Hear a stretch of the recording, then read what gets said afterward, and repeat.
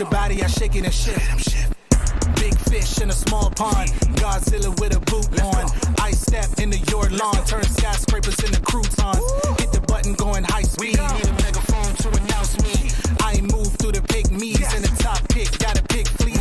Sit back, better breathe deep. Look around and they looking at me. 10 toes still never defeat. Push button never needed a key. Icy, they ain't ready for me. Hot boy still 100 degrees. I cross eyes and I dotted the T's. E&D till I leave in peace. The people is giving the damage. The people is giving the The people is giving the damage. The people is giving the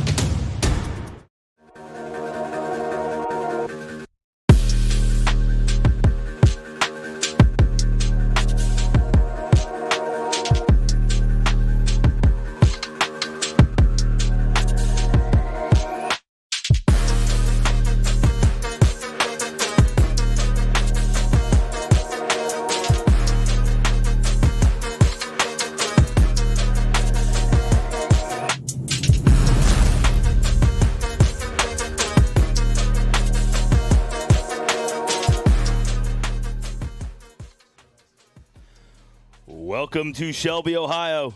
I'm Zack Truax alongside Jonathon Langdon in the booth. Brian Skowronski is our intrepid sideline reporter. Jeremy Peoples is on camera. And, of course, you know AT, Adam Thompson, is the man to make everything go. Tonight, we'll be treated to a showdown between the Danville Blue Devils and the Hillsdale Falcons for a berth in the Division VII State Championship game. You have to go all the way back to 1998 when Loudonville defeated Clear Fork for a regional championship in Mount Vernon to find a local matchup with so much on the line. Danville High School and Hillsdale High School are separated by only 27 miles, and OH Report has followed both programs closely this year. We'll hear a quick word from our sponsors, and when we come back, Jonathon and I will discuss what we think the teams will need to do in order to win and who those key players will be. Stick with us. We'll be right back after we hear from our generous sponsors.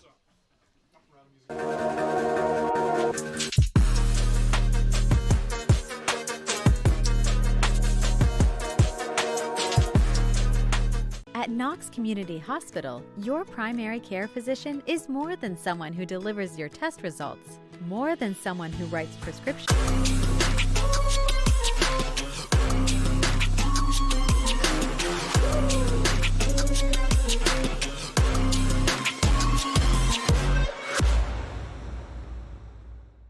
At Knox Community Hospital, your primary care physician is more than someone who delivers your test results, more than someone who writes prescriptions, more than someone who listens to your heart. We are your healthcare partner who takes the time to know you, listen to your concerns, and provide you with expert personalized care to make and keep you well. Because to us, you're more than just numbers on a chart. You're a neighbor and a friend. Knox Community Hospital, in the community, for the community.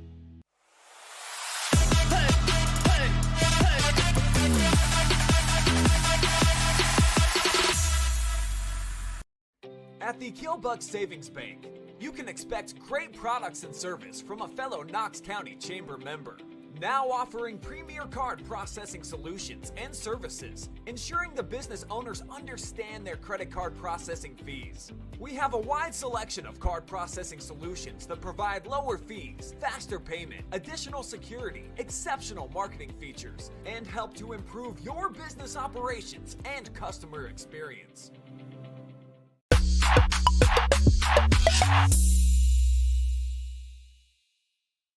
Home and kitchen supply, we're building our future with you. Contractors and do-it-yourselfers, this is Jeff Flowers from Home and Kitchen Supply, here to remind you that we are your best source for kitchens, baths, windows, doors, floors, and more. Quality products, friendly service, great prices. You owe it to yourself to give us a try.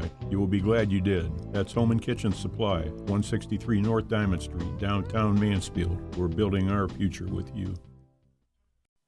Men have a way of doing things. A man has his way of eating, of exercising, of keeping his hands warm, and of straightening up. So, when a man faces a serious life problem like divorce, depression, or suicidal thoughts, shouldn't a man have a way to deal with that too? Well, now he does. I'm Dr. Rich Mahogany. Visit me at mantherapy.org. Let's go. Friday night lights. Get hype, it's Friday night. Friday night lights. Get hype, here we go now. Friday night lights. Get hype, it's Friday night.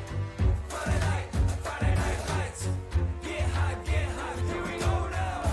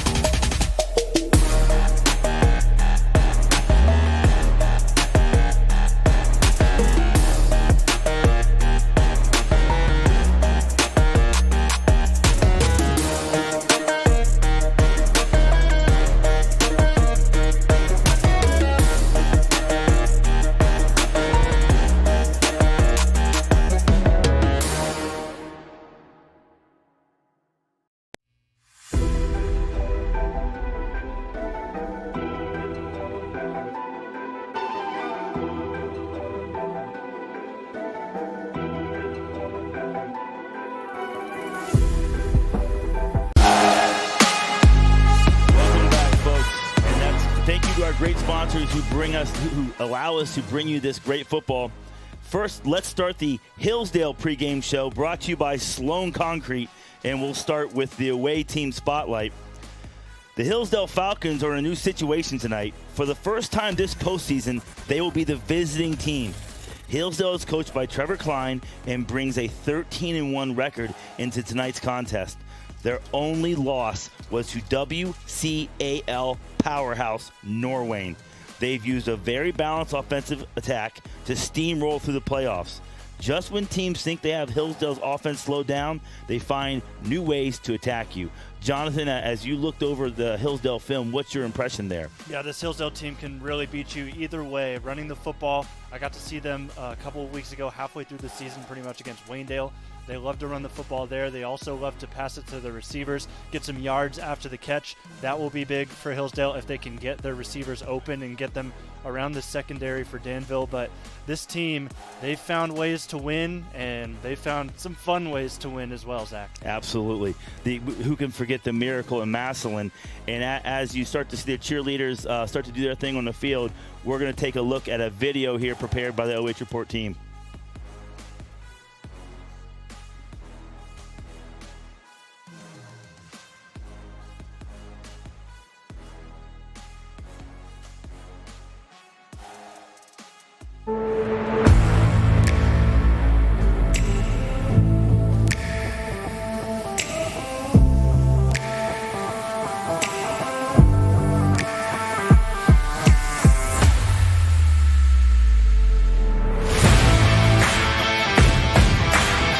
Whenever you get an opportunity to still be playing on the week of Thanksgiving, that's definitely a neat situation and one that we're definitely enjoying at this moment. Yeah, it's spectacular. It's really fun because nobody else has ever done that in school history, and just to be a part of it as this team and great team we have here is just pretty special. It definitely does feel like a crazy ride. It feels awesome to be practicing on Thanksgiving. It's my first time ever practicing on Thanksgiving, and it just feels awesome.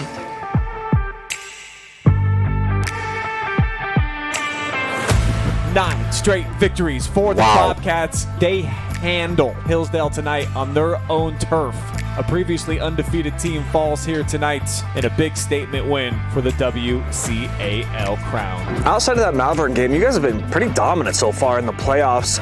Do you feel like things clicked at the end of the year? Was Week 10 a big motivator? What would you attribute to this to? After the Week 10 loss to Norway, it was one that I felt our players did a really good job of. They didn't let that loss define them. They regrouped and turned their focus to the playoffs, and they've been on a run as of late. A lot of people said our line was not going to be that great, but the main reason we get off so many big plays and big passes is because of our line. They're just blocking so long for Hale to get him wide open throws for me or Holland or Brock or Jake. I think our mindset is exactly what you want from a football team. Our defense knows every time they go out there what they need to do, and they know we got a good offense, and if the ball's in our offense's hands, we're going to win a lot of games. Because he's got no receivers over there. Tips right. Lewis rolls his right. Throws up a Hail Mary. Here it is, folks, the game. Tipped in. Caught. Hillsdale caught the ball. Hayden McFadden caught the ball. Hillsdale's second Hail Mary of the game wins the game. It is pandemonium on the field. It was crazy. I think that night I had like 30-some DMs like right after the game on Instagram. On Snapchat, I had probably 20 people add me that I had no idea who they were. After watching Hayden catch that ball, nothing really felt real at all. It was definitely hard to sleep. It was so fun seeing my family and friends after that game. It was just amazing. It was pretty cool seeing all the social media outlets that were reposting and everything, but ultimately we knew we couldn't live on that moment for too long, and we knew we had to get back to work.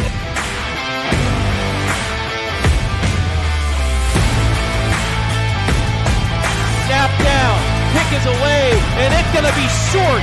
No good. Danville is going to survive. It's a final. Blue Devils win it 42-41 in a heck of a football game.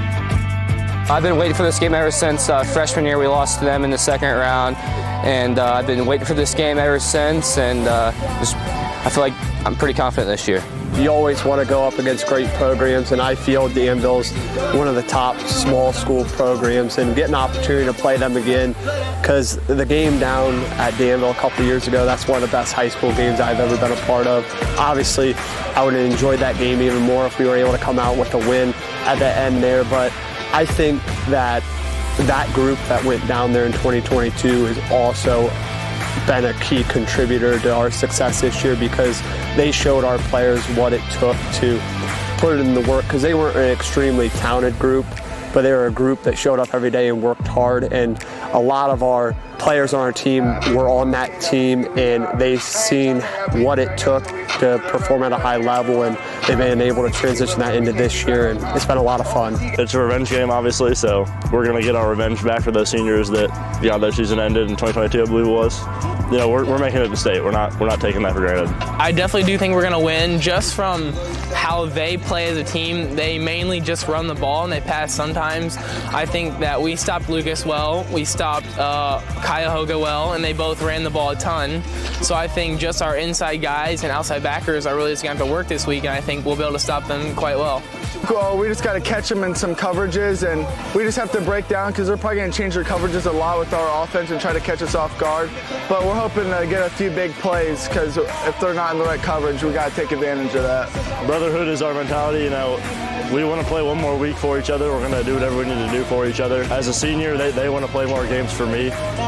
So they're going to do whatever they can for me to be able to play again.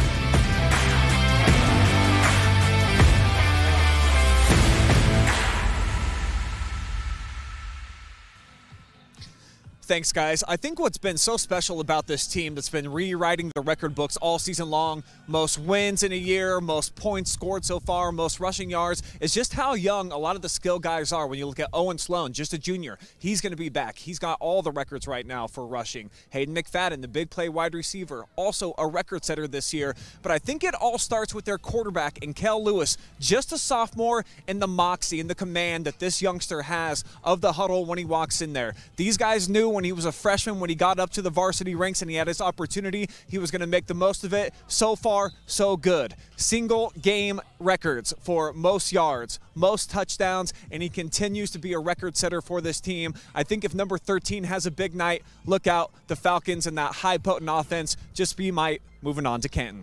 Back up to you guys.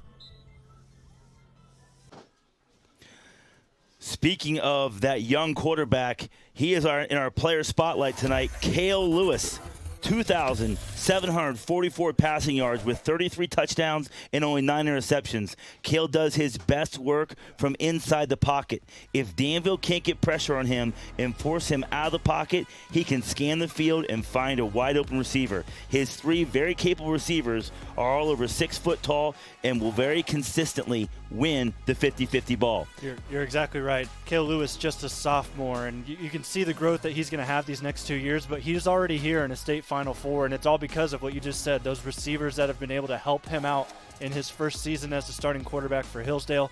Most of them getting a good amount of yards, getting a good amount of touchdowns. 1,000-yard plus receiver in Hayden McFadden, who is the Northeast District Player of the Year. Kale Lewis, a first-team member All-District, and he's broken 4 single-season records this year as a sophomore. So I don't think you can really think of anything else to have a dream start.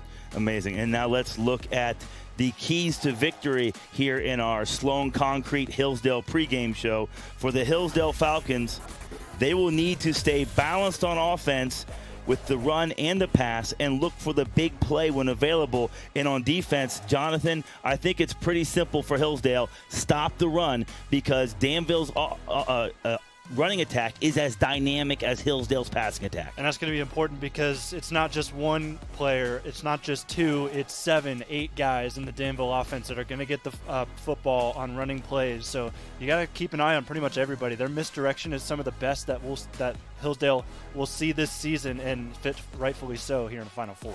So that is we'll wrap up our Sloan Concrete Hillsdale pregame show. We'll hear more from our generous sponsors, and when we come back, we'll find out about what the Danville Blue Devils need to do to win and what the key players will be. Stick with us. We'll be right back.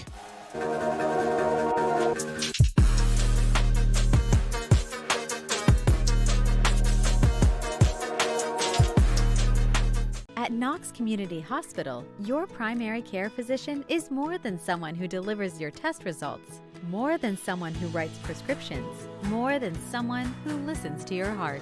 We are your healthcare partner who takes the time to know you, listen to your concerns, and provide you with expert personalized care to make and keep you well. Because to us, you're more than just numbers on a chart. You're a neighbor and a friend. Knox Community Hospital, in the community, for the community.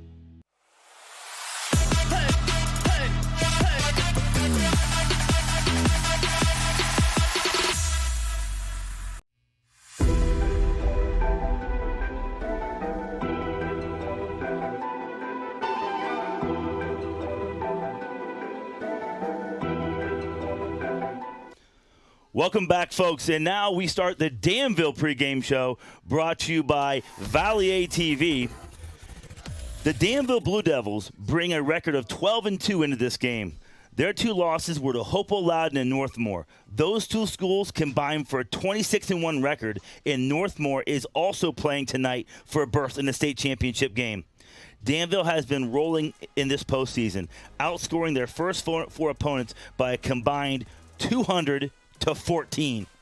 The last time Danville faced an offense this dynamic was Northmore. They took a 41-6 loss, but learned some valuable lessons on the defensive side of the ball, and the Danville defense has been much more stout since then. Exactly right. Yeah, this has just been a completely different team defensively from that Northmore game. That was the shift for this team. That's what Coach Bloom told me at the beginning of the playoffs. And since then, they've only given up one offensive score to their opponents in this playoff. One of those was a pick six. The other touchdown was a pick six, and they also gave up a safety on offense. So this defense has been stout, but they've got their hands. It's going to be pretty tough to take down Hillsdale's offense. And our great OH Report crew has prepared a video for Danville as well. Let's take a look at that.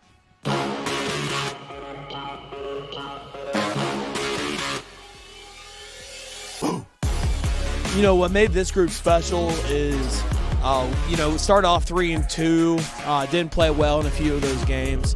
But these kids really decided to get back to work after our Week 5 loss at Northmore. They looked themselves in the mirrors and decided that we needed to be better all around, and they went to work. We just have to do our job and do the little things right. Can't make mistakes, can't have turnovers, and just be smart with the football, and, do what we know we can do best. I mean, it makes me feel pretty good. I mean, the goal for me every game is to be in every tackle possible. I want to be on every tackle. I honestly think we're very similar programs, in my opinion. They play in a tough conference. They like us. Very close proximity between both communities. So, hopefully we both can have really good crowds on Friday night at Shelby. And this is what high school football is about. So just really excited for the experience for both of our communities and our kids. And hopefully we can give a good game. Great job by OH Report crew. Hey, our own Brian Skowronski was able to catch up with that Josh Byers. Let's hear from him a little bit right now. Now here, senior linebacker, and one of the catalysts behind this recent run that you guys have had on defense. You've held your last 9 opponents to under 2 scores or less so far during this amazing stretch. What would you most attribute to what you guys have been able to do lately? It's a team effort. I mean, we gotta have all positions and everybody just firing on all cylinders, working together, and really getting the job done. Recently named the District Player of the Year. Congratulations on that. Almost 200 tackles so far in the season. Give me a little bit of insight into your mindset and your strategy out on the field. It seems like you're almost in on every single stop. Yeah, that's the goal. I mean, I want to before every game, I want to have the goal to be in every tackle possible. I want to make every tackle. That's the goal. I want to be the first one there, first one making the tackle, and yeah. Going into this game, Hillsdale, they've been very explosive on offense, specifically in the playoffs so far, almost 45 points per game. What do you hope to limit or take away from the Falcons here tonight? The big play, the deep ball, and 26 pretty good running back. We're hoping to shut him down. That'd really help a lot. All right, best of luck to you tonight. Thank you, sir. Thank you very much for the time. All right, Josh Byers, the second in his family to get to a state Final Four. His dad, a member of the 1999 team, the first team to win a playoff game. Josh hoping to get one step further, punch his ticket into Canton tonight. Back to you guys. So that was our player spotlight. Josh Byers, he is a big reason for Danville's success. Like I mentioned, Danville has only allowed 3.5 points per game this postseason. And Byers is a senior linebacker who can get all over the field. The big senior is leading the entire state in tackles with 191 this season, to go along with 8.5 sacks and 1 interception. Here's the question. Can Danville implement those lessons learned in the Northmore game and turn in yet another impressive defensive performance? Well, let's take a look at the keys to victory. What will Danville need to do in order to pull out the victory and get to the state championship? Well, on offense, win the line of scrimmage. Jonathon, I mentioned we both think that Danville's running attack is as dynamic as Hillsdale's passing attack. Danville's, they use multiple guys, and then they can run the ball. You know, they use power run. They use a little bit of misdirection, right? And they just do a great job of controlling the ball and pushing it down the field. And that's what I think Danville needs to do on offense is control the ball and limit Hillsdale's touches. On defense, they need to read and react. I don't think they can commit too many guys to blitzing Lewis, because they're going to create one-on-ones in the back end. What are your thoughts on that? Yeah, I think you're right. So this defensive team, like I said, they haven't been tested yet. They played in a pretty easy regional, all things considered. Defensively, they didn't see much. Last week, they played a Beaver Eastern team that loved to throw the football, but their quarterback struggled a little bit mainly. But you could credit that to the Danville defense. So right now, just a key for them to take away Cale Lewis, get him to roll out a little bit. He loves to be in the pocket. He loves to be comfortable. If you can get him out there, of course, rolling out to the right, that's how he got the Cale Mary. So that's kind of conflicting there. But still, if you can get him on his feet to throw on the run, that's where you're going to see him make some mistakes as a sophomore. Well, in both those Hail Marys, he had nobody in his face. And when he's made mistakes, I'm talking about Lewis, the Hillsdale quarterback now, when he's made mistakes, it's when guys have been in his face and he's had to roll out. Here's my question for you, because you've seen a little bit more of Danville than I have. Can they get pressure, do you think, with just 3 or 4 guys to force Lewis out of the pocket? Or are they going to have to bring that extra guy and then put somebody on an island, one of those big 6-foot receivers? Well, a matchup to watch is number 66, Brady Critchbaum, the left tackle for Hillsdale, taking on number 81, Caleb Lucas, who is going to be that's going to be a tough matchup for you to watch out for. Hey, we're about to switch from video to audio only. This will be audio only from here on out as the Hillsdale Falcons get ready to kick off to the Danville Blue Devils. Danville will be on offense first. Hillsdale will get the ball first in the second half. So right away, we'll get to see if Danville can control the line of scrimmage and push the ball down the field. So at some point, the screen will go black, folks, but stick with us. We'll have audio only. And right there, here's your screen. You'll see the score, and we'll continue to call the game.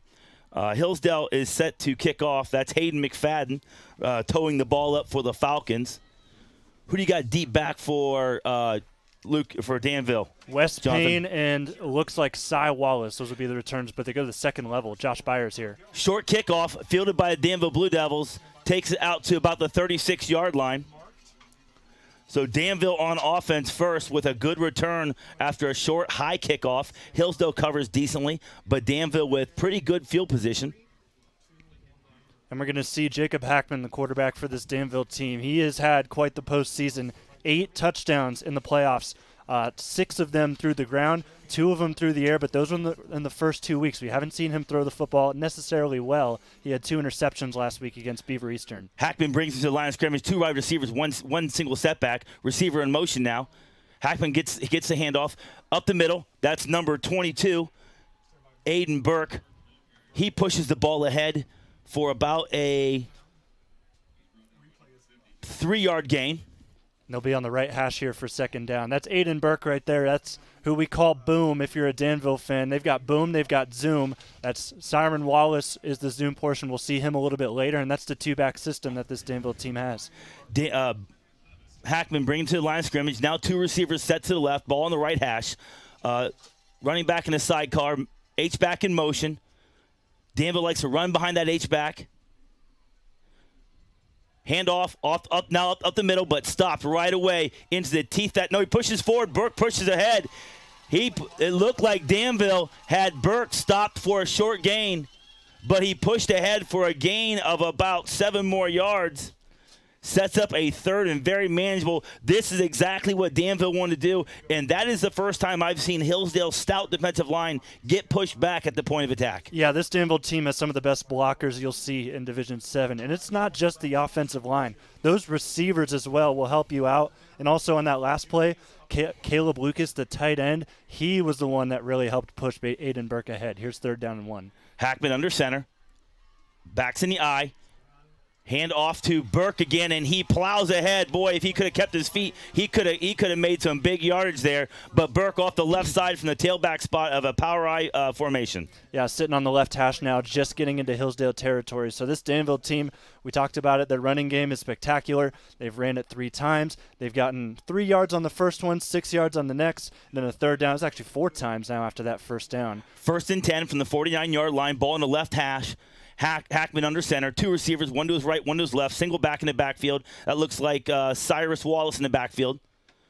It's Wallace. He gets the call off the left side, and he gets ahead for about 2 yards. Wallace the burner. If there's a thunder and lightning, Wallace is certainly the lightning. Yeah, Zoom Wallace, Cyren Wallace, he's going to be the one that kind of tries to break out to the outside. That time, though, he went up the middle, and those defensive ends kind of collapsed on him, and the linebackers were able to make the tackle. Cyren Wallace, apologies to his family for getting his name wrong the first time. Here we go. Hackman brings him to the line. He's in a shotgun. Single back to his left in the sidecar. H back in motion, now sets up. 2 receivers to his left. Hands the ball to Wallace off the left side. Off left tackle. Wallace had a crease. It was closed down by number 7 for Hillsdale. That is Aiden Hoffman. Good to see him back from being unavailable the second half of the last game, but not before Wallace is able to push the ball out to the 39-yard line, and Danville 1st and 10. Making strides right now, Danville. If you're your offense, you're liking this first drive. Got to convert, though. This is around the area where you saw Hackman throw a couple of interceptions last week. First down's brought to you by the Hangout. Hackman in the shotgun now. Running back to his left. That's Wallace. Fumbles on the ground. And it looks like Hillsdale's got it. Hillsdale does say they have it. Oh, just a bad exchange between Hackman and Wallace. And Knox Lewis comes up with the ball. Kale's brother, the outside linebacker and H-back, and a very costly turnover by the Blue Devils as they had a good drive going. That sets up Danville on the left hash mark around the 48-yard line, 1st and 10, and that is a hangout 1st and 10 for the Danville Blue Devils. Yeah, so Hillsdale Falcons. I talked about the interceptions that Hackman kind of had in that area. I didn't even think about the fumbles, but I'll tell you what, Zach, it is cold down there. It is really hard to hand the football off, and even just to try and throw in this weather. I'm interested to see how Cale Lewis does. Hillsdale comes out 5 wide. Cale Lewis throwing the ball right away and just puts it in danger. Boy, it looked like number 22 for Aidan Burke. Aidan Burke for Danville. Almost, if he would have had his eyes up and looking, that would have been right in the old breadbasket. Yeah, trying to play some short passes, get Cale Lewis going here early. 5-yard flag routes, I guess you could call it. Just not able to convert there. Still want to try and get Cale started well, and we'll see what they draw up to do so. Hillsdale comes to the line. They do have a left hash mark, 38-yard line. That's a running back in a sidecar. 2 receivers to his right, 2 to his left. Another quick pass, quick out, and this time it's complete to number 2. That's Holland Young. Holland Young ahead for about a 7-yard gain, so it looks like the dink and dunk right away for Hillsdale. And I have not seen number 26, Owen Sloan, check into the game yet. Yeah, he was shaken up last week. We weren't sure if we were going to see him. But that gain right there, I thought Hillsdale got shorted by the officials. I thought he got maybe 8 or 9, but that time they gave him a gain of 6. We're going to see 2nd down and 4 on the right hash. Third and four. 2 receivers to Cale's right. Quick pass now, but read right away and dissected, blown up by the Hillsdale defensive back. That was Wes Payne right there getting in, making the first contact, and that'll be a loss, maybe just no gain. But, yeah, 4th down. Big play from the Blue Devils. Hillsdale only able to muster 6 yards on our first drive, and it looks like Danville has so far solved the riddle of the passing attack, as Hillsdale will punt. And number 10 for Hillsdale, Hayden McFadden on the punt the ball. Danville with, I love it, 2 deep men back. I don't know why more high school teams don't do this. 2 deep men back for Danville. Yeah, Wes Payne and Cy Wallace, number 2 and 12 respectively. Cy Wallace can absolutely fly. They might kick Payne's way. That's exactly what they do. Short punt, but Hillsdale wins the field position battle a little bit as they punt the ball down to the 26-yard line.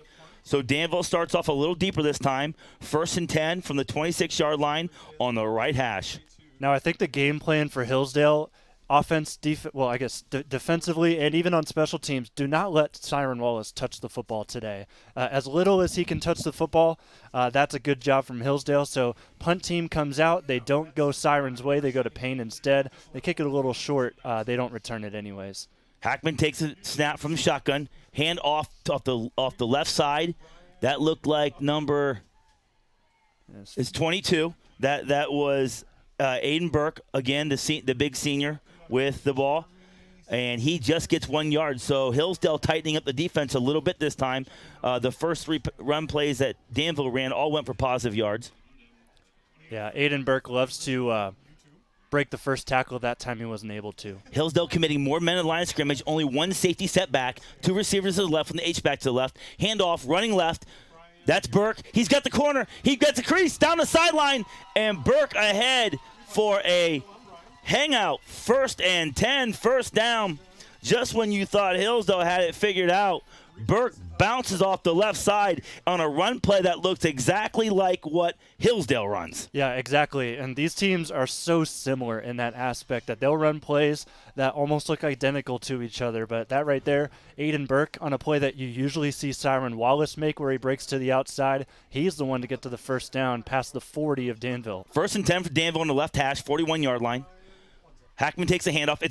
Takes the snap. It's another handoff up the middle, and Aidan Burke is having a game. Yeah, Aidan Burke last week had a game as well. 22 carries, 146 yards, 3 touchdowns in a game where they didn't really need to use Cy Wallace too much because they got the lead, so they kind of just let their senior work. So he's pretty much ready for this game. Aidan Burke ahead for about 7 yards on that first down play. Danville with the ball at the 48-yard line. Their 48-yard line, almost to midfield. One running back to the left, 1 receiver to the right. Hackman takes a direct snap, runs left, and gets just to the 50-yard line. So we'll see a 3rd down from the 50-yard line, 3rd and about 1. Danville, well, they're 1 for 1 on passing. The problem is they haven't completed a pass yet. They fumbled the ball. I was going to say they threw an interception, but he fumbled the ball. It was a handoff. Yeah. You're right. Thank you. So it's 3rd and 1 from the 50. Danville breaks the huddle, comes to the line of scrimmage. 1 receiver to the left, 1 receiver to the right, single back.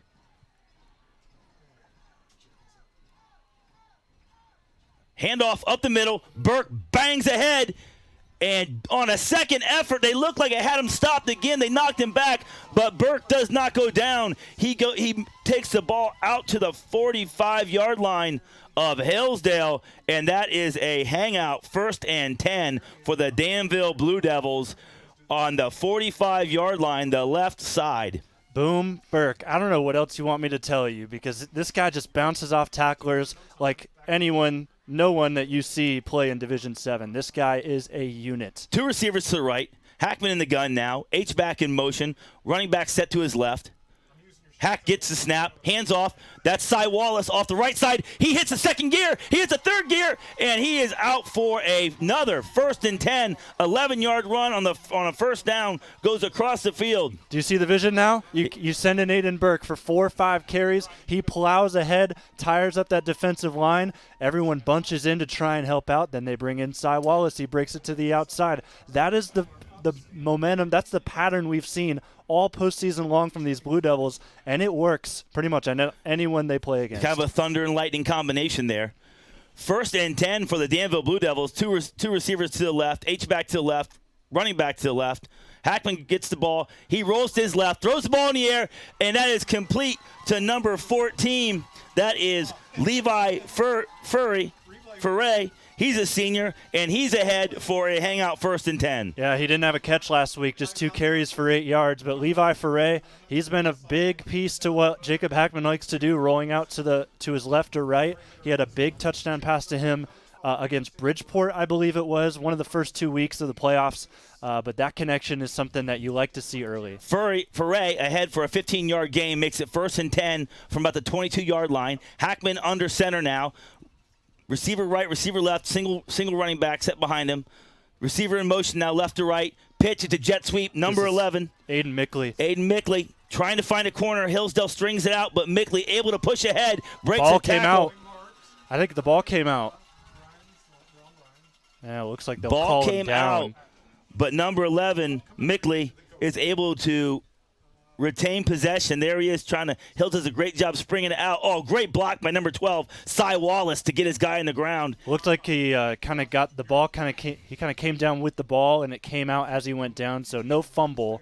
But Hillsdale did recover that loose ball. It doesn't matter though. The officials called him down. Officials called him down. So it's 2nd and about 4 from the 16-yard line.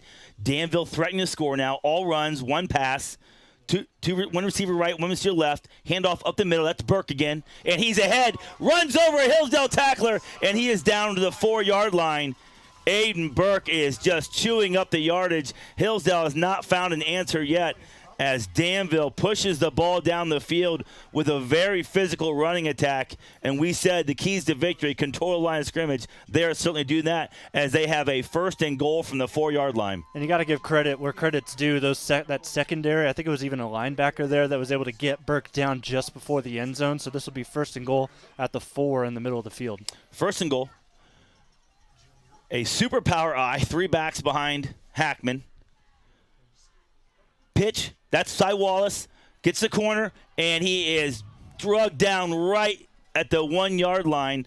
But it was the old super power eye, pitch left, student body left. Everyone just pulls left, get a hat on a hat. Bam, bam.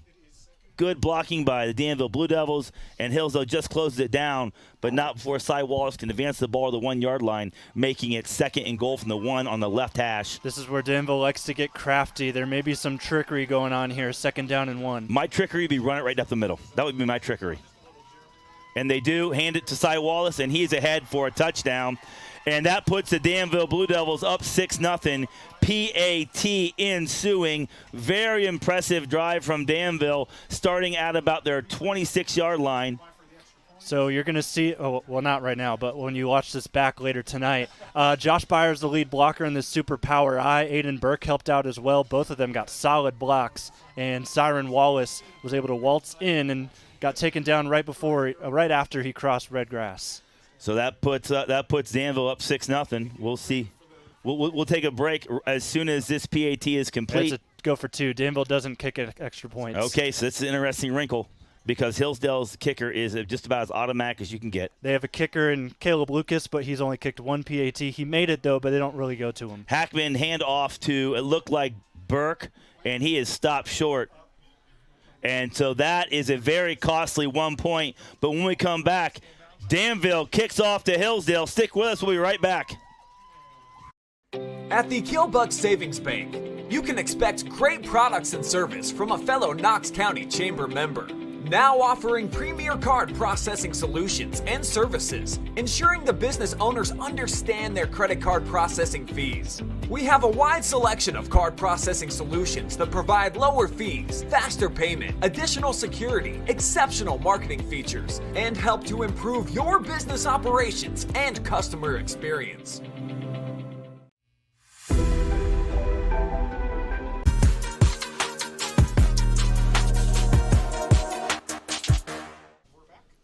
Welcome back to Shelby, Ohio. Danville had just had a beautiful 74-yard touchdown drive, ending in a 1-yard plunge from Cyren Wallace. And Danville set the kick off to Hillsdale. Hillsdale just 7 yards on their first drive. Let's see what the Falcons coaching staff draws up for this second drive. Danville has it on tee, ready to kick away. There's the failed PAT, the 2-point conversion, I should say. And the ball falls off the tee. They'll set it up one more time. if it falls off again, they'll make a Danville kid hold it. Yeah, it just tells you the conditions right now down on the field. So very cold. cold, and the wind is making it even worse. We've already seen. Okay, Brian's telling me down on the field that it's not as windy as when we got here, but still issues with the tee, and this is going to result in probably some more turnovers later in the game. Good kick away. Fielded by the Hillsdale deep man, and he is brought down right away on great kickoff coverage. Number 12, Cyren Wallace, is all over the field. Just a freshman, is that right, Jonathan? Yes, exactly right. And that was Kyle Turk on the return for Hillsdale. They'll take over here right around the 27, 28-yard line. Hillsdale has the ball, 1st and 10. They'll spot it at on the left. They'll spot it on the right hash. No, middle of the field. 27-yard line, 1st and 10. Let's see what Hillsdale does here. They were all 5 wide, have not seen Owen Sloan yet this game.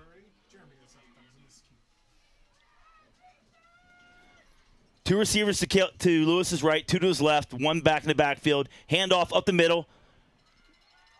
And Hillsdale just picks up a few yards. Yeah, maybe 2, depending on the official marking. And, yeah, it will be. They'll be right at the 30. Jonathan, help me get a number on that running back. I don't think it was. It was Sloan. It was Sloan. There. Yeah, Sloan is out there now.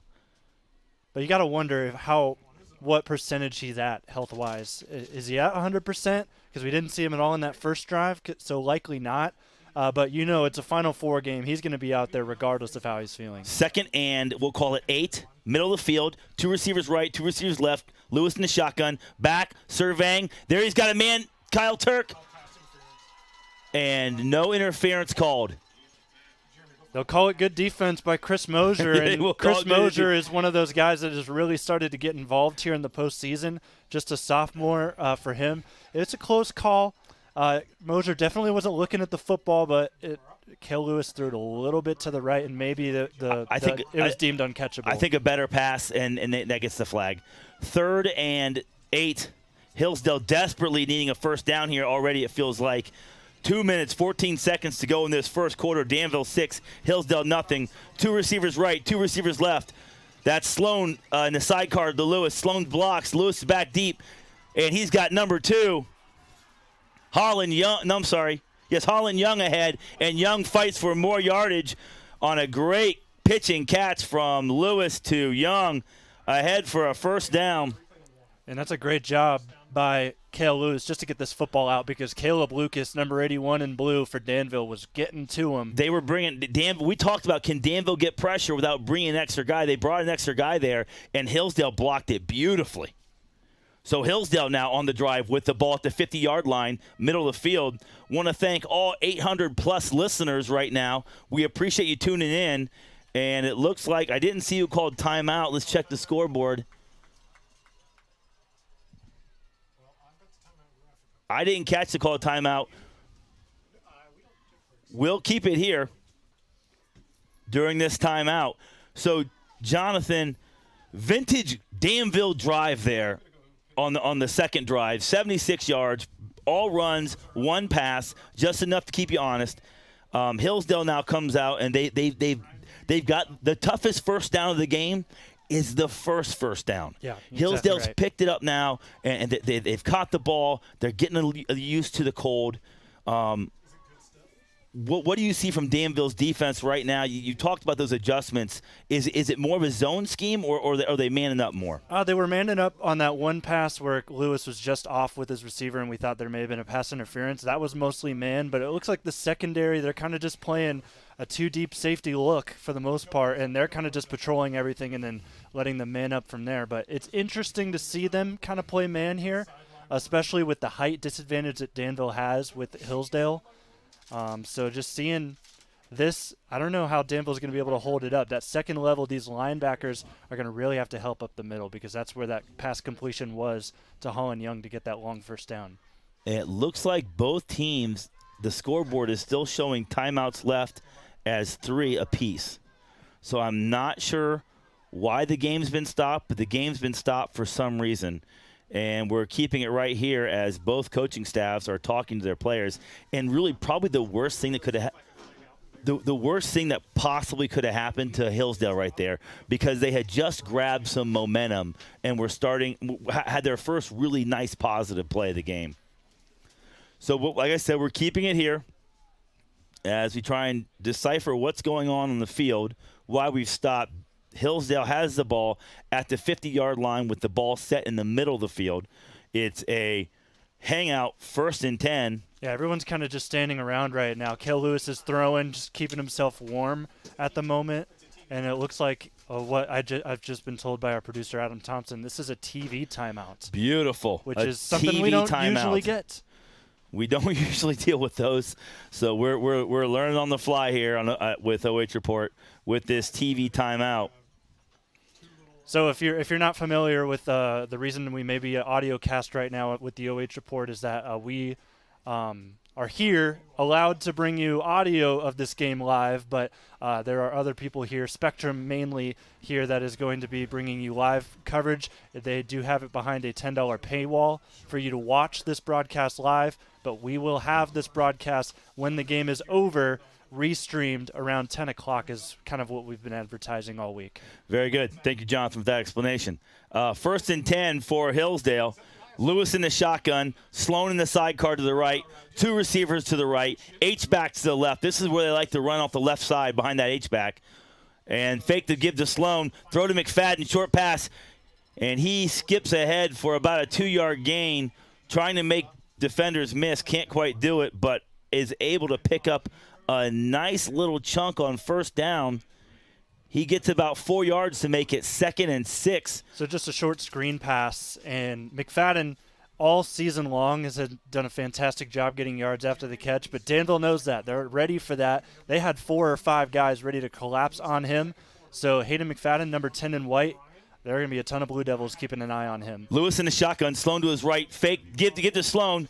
Reverse to McFadden. He's got some green grass in front of him. Turns the corner. McFadden finds another gear down the sideline and pushed out of bounds around the 30-yard line, but not before he can get a hangout. 1st and 10.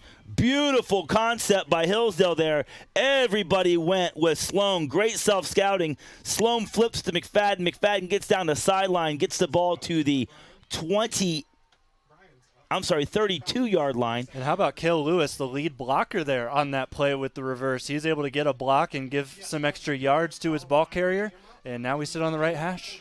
Lewis in the gun, takes a snap. Now he gives to Sloan. Sloan ahead for just a couple yards, and we talked about Sloan, is he healthy? But what you have to remember, this Danville team has seen some of the best running teams, small school running teams in the state. They played Mount Gilead. No one runs the ball better than Mount Gilead at small school, and so they're built to stop the run. Yeah, you're exactly right. The KMAC is a running school through and through with the exception of Northmore. By the way, best of luck to them tonight. They're playing against Kirtland in a Division 6 state semifinal all the way over in Minerva. This is the first time in KMAC history that 2 teams have been in the Final Four. Great showing by the KMAC. Lewis in the gun, 2 receivers right, 2 receivers left. Sloan in the sidecar, set to the right. Lewis back, able to survey. Got a man open! It's number 2. Holland Young was open, but at the last second, a defender came in and just broke it up. He had a guy open, just underthrew it a little bit. Yeah, we're going to take a look at this on our screen. We'll let you know. But I think that was Cyren Wallace, and yes, exactly right. He scores the touchdown on one end and makes the defensive stop on the other. That ball was a little bit underthrown by Cale Lewis, but still, Cy Wallace able to just get a hand in there and mess up that Makes play. it 3rd and 10 for the Hillsdale Falcons. I got to believe they're going for it here. So 2 downs to get 10 yards. 2 receivers right, 2 receivers left. Sloan set to the right. Lewis with the ball, surveys, puts it up, and just overthrows Holland Young on a deep out, makes it 4th and 10. Lewis goes back to the sideline for another conversation, but Young was open again. If Hillsdale can complete these passes, they'll be moving the ball down the field nicely. Yeah, 22 seconds left here in the first quarter. Danville up 6-0. And we're going to have a 4th down and 10. This is what Danville did a good job of last week against Beaver Eastern, just forcing 4th down and longs. I know this is a passing team, and they're used to getting 10 yards per pass per completion, but this is a tall task for the Falcons. Lewis in the shotgun. The Danville fans loud. 4 receivers. Pumps, fakes, Looking for Kyle Turk. He's got him. Turk ahead for a 1st and 10. First and goal. Where are they going to spot it? Yes, they spot the 8-yard line. Huge play for the Falcons as Lewis puts one up, and Kyle Turk, not really known as the guy who makes the contested catches, but he comes down with a beautiful contested catch. And that is a dot right there between 3 Danville defenders, kind of a triangle of Blue Devils, and still Kyle Turk able to escape on a little wheel route that he ran, able to catch it, perfectly placed by Cale Lewis. And that's just a sophomore there putting it on a platter, and he'll be doing that for 2 more seasons after this. And that will take us to the end of the first quarter, with the Hillsdale Falcons 1st and goal from the 8-yard line.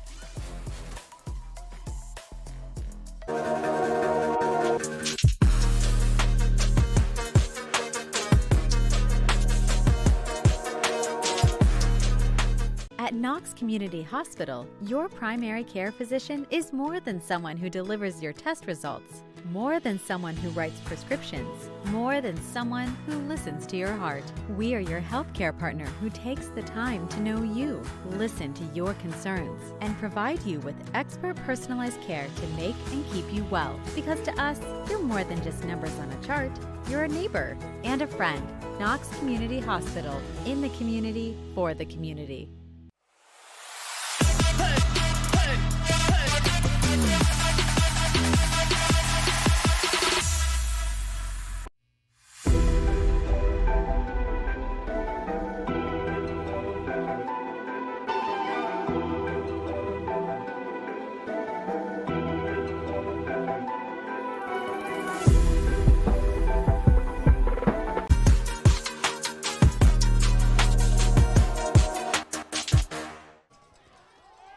Back here is Shelby High School on a 1st down, and it's going to be a stop here for the Danville Blue Devils. And listening in on the conversation with the coaches and their players here, they like what they're doing defensively in terms of the grit and their mental toughness. They feel like they just got to sit down and do their job. There's been a couple of times where they've been out of position. That's led to a couple of big plays, including that 4th down conversion. Now they're hoping to stiffen up down here in the red zone and get a stop. Back up to you, boys. Thanks, Brian, for that great sideline reporting. We had a run right, a pitch right to Sloan on that first play. Hillsdale 2nd and 10 goal from the 9. Quick screen. Oh, and broken up. It's a quick slant pass, but that was broken up by number. You get a number on that guy, Jonathon. 12. It looks like Cyren Wallace. Yeah, no, 2. We've said his name so many times here, and Cyren Wallace able to lock down yet again. Number 2, Wesley Payne, on a nice breakup, and that's a play that's been a staple for Hillsdale, that quick slant. So now we have 3rd and goal from the 8-yard line. I have to believe if we get a 4th down, you might see A.J. Brown, the kicker for Hillsdale. I think in playoff games you have to take your points. But here we go, Hillsdale, 3rd and goal from the 8, right hash, early in the 2nd quarter. Lewis back to pass, rolls to his left, nothing in front of him. Lewis tucks the ball. Can he make it? Go for the pylon. What are they calling? No call, touchdown. Hillsdale Falcons. Cale Lewis not known for his running ability, but when he rolled left, nobody was in front of him. He's got a shrug right now. I think they called him short at the last moment. One of the officials called a touchdown. Another one ran over and changed the call, I think. Oh, they're going to on this replay as Lewis rolls out. Josh Byers goes to attack him. That is a best guy on best guy attack right there, and I think Cale's knee was down before he hit the pylon. That would be the only thing you'd say. Cale's knee was down. He hit the pylon well before he was out of bounds, but I don't know how any other referee comes over and overrules the referee that's standing right next to the pylon. I do not know how that happens. This is really, really close. We're seeing it again here, and I think he is down before he hits the pylon. Either way, the referee closest to the play called the touchdown. And we have a touchdown. We have a touchdown. So A.J. Brown comes on for the PAT, and as I mentioned earlier, Jonathon, this is going to be – I think this is going to be crucial because Hillsdale has got as an automatic kicker as you can want. Now, it's cold, and I probably just jinxed the poor kid, but as automatic kicker as you could want, A.J. Brown is 63 of 66 on PATs this year, but it is cold. I mean, my feet in the press box hurt.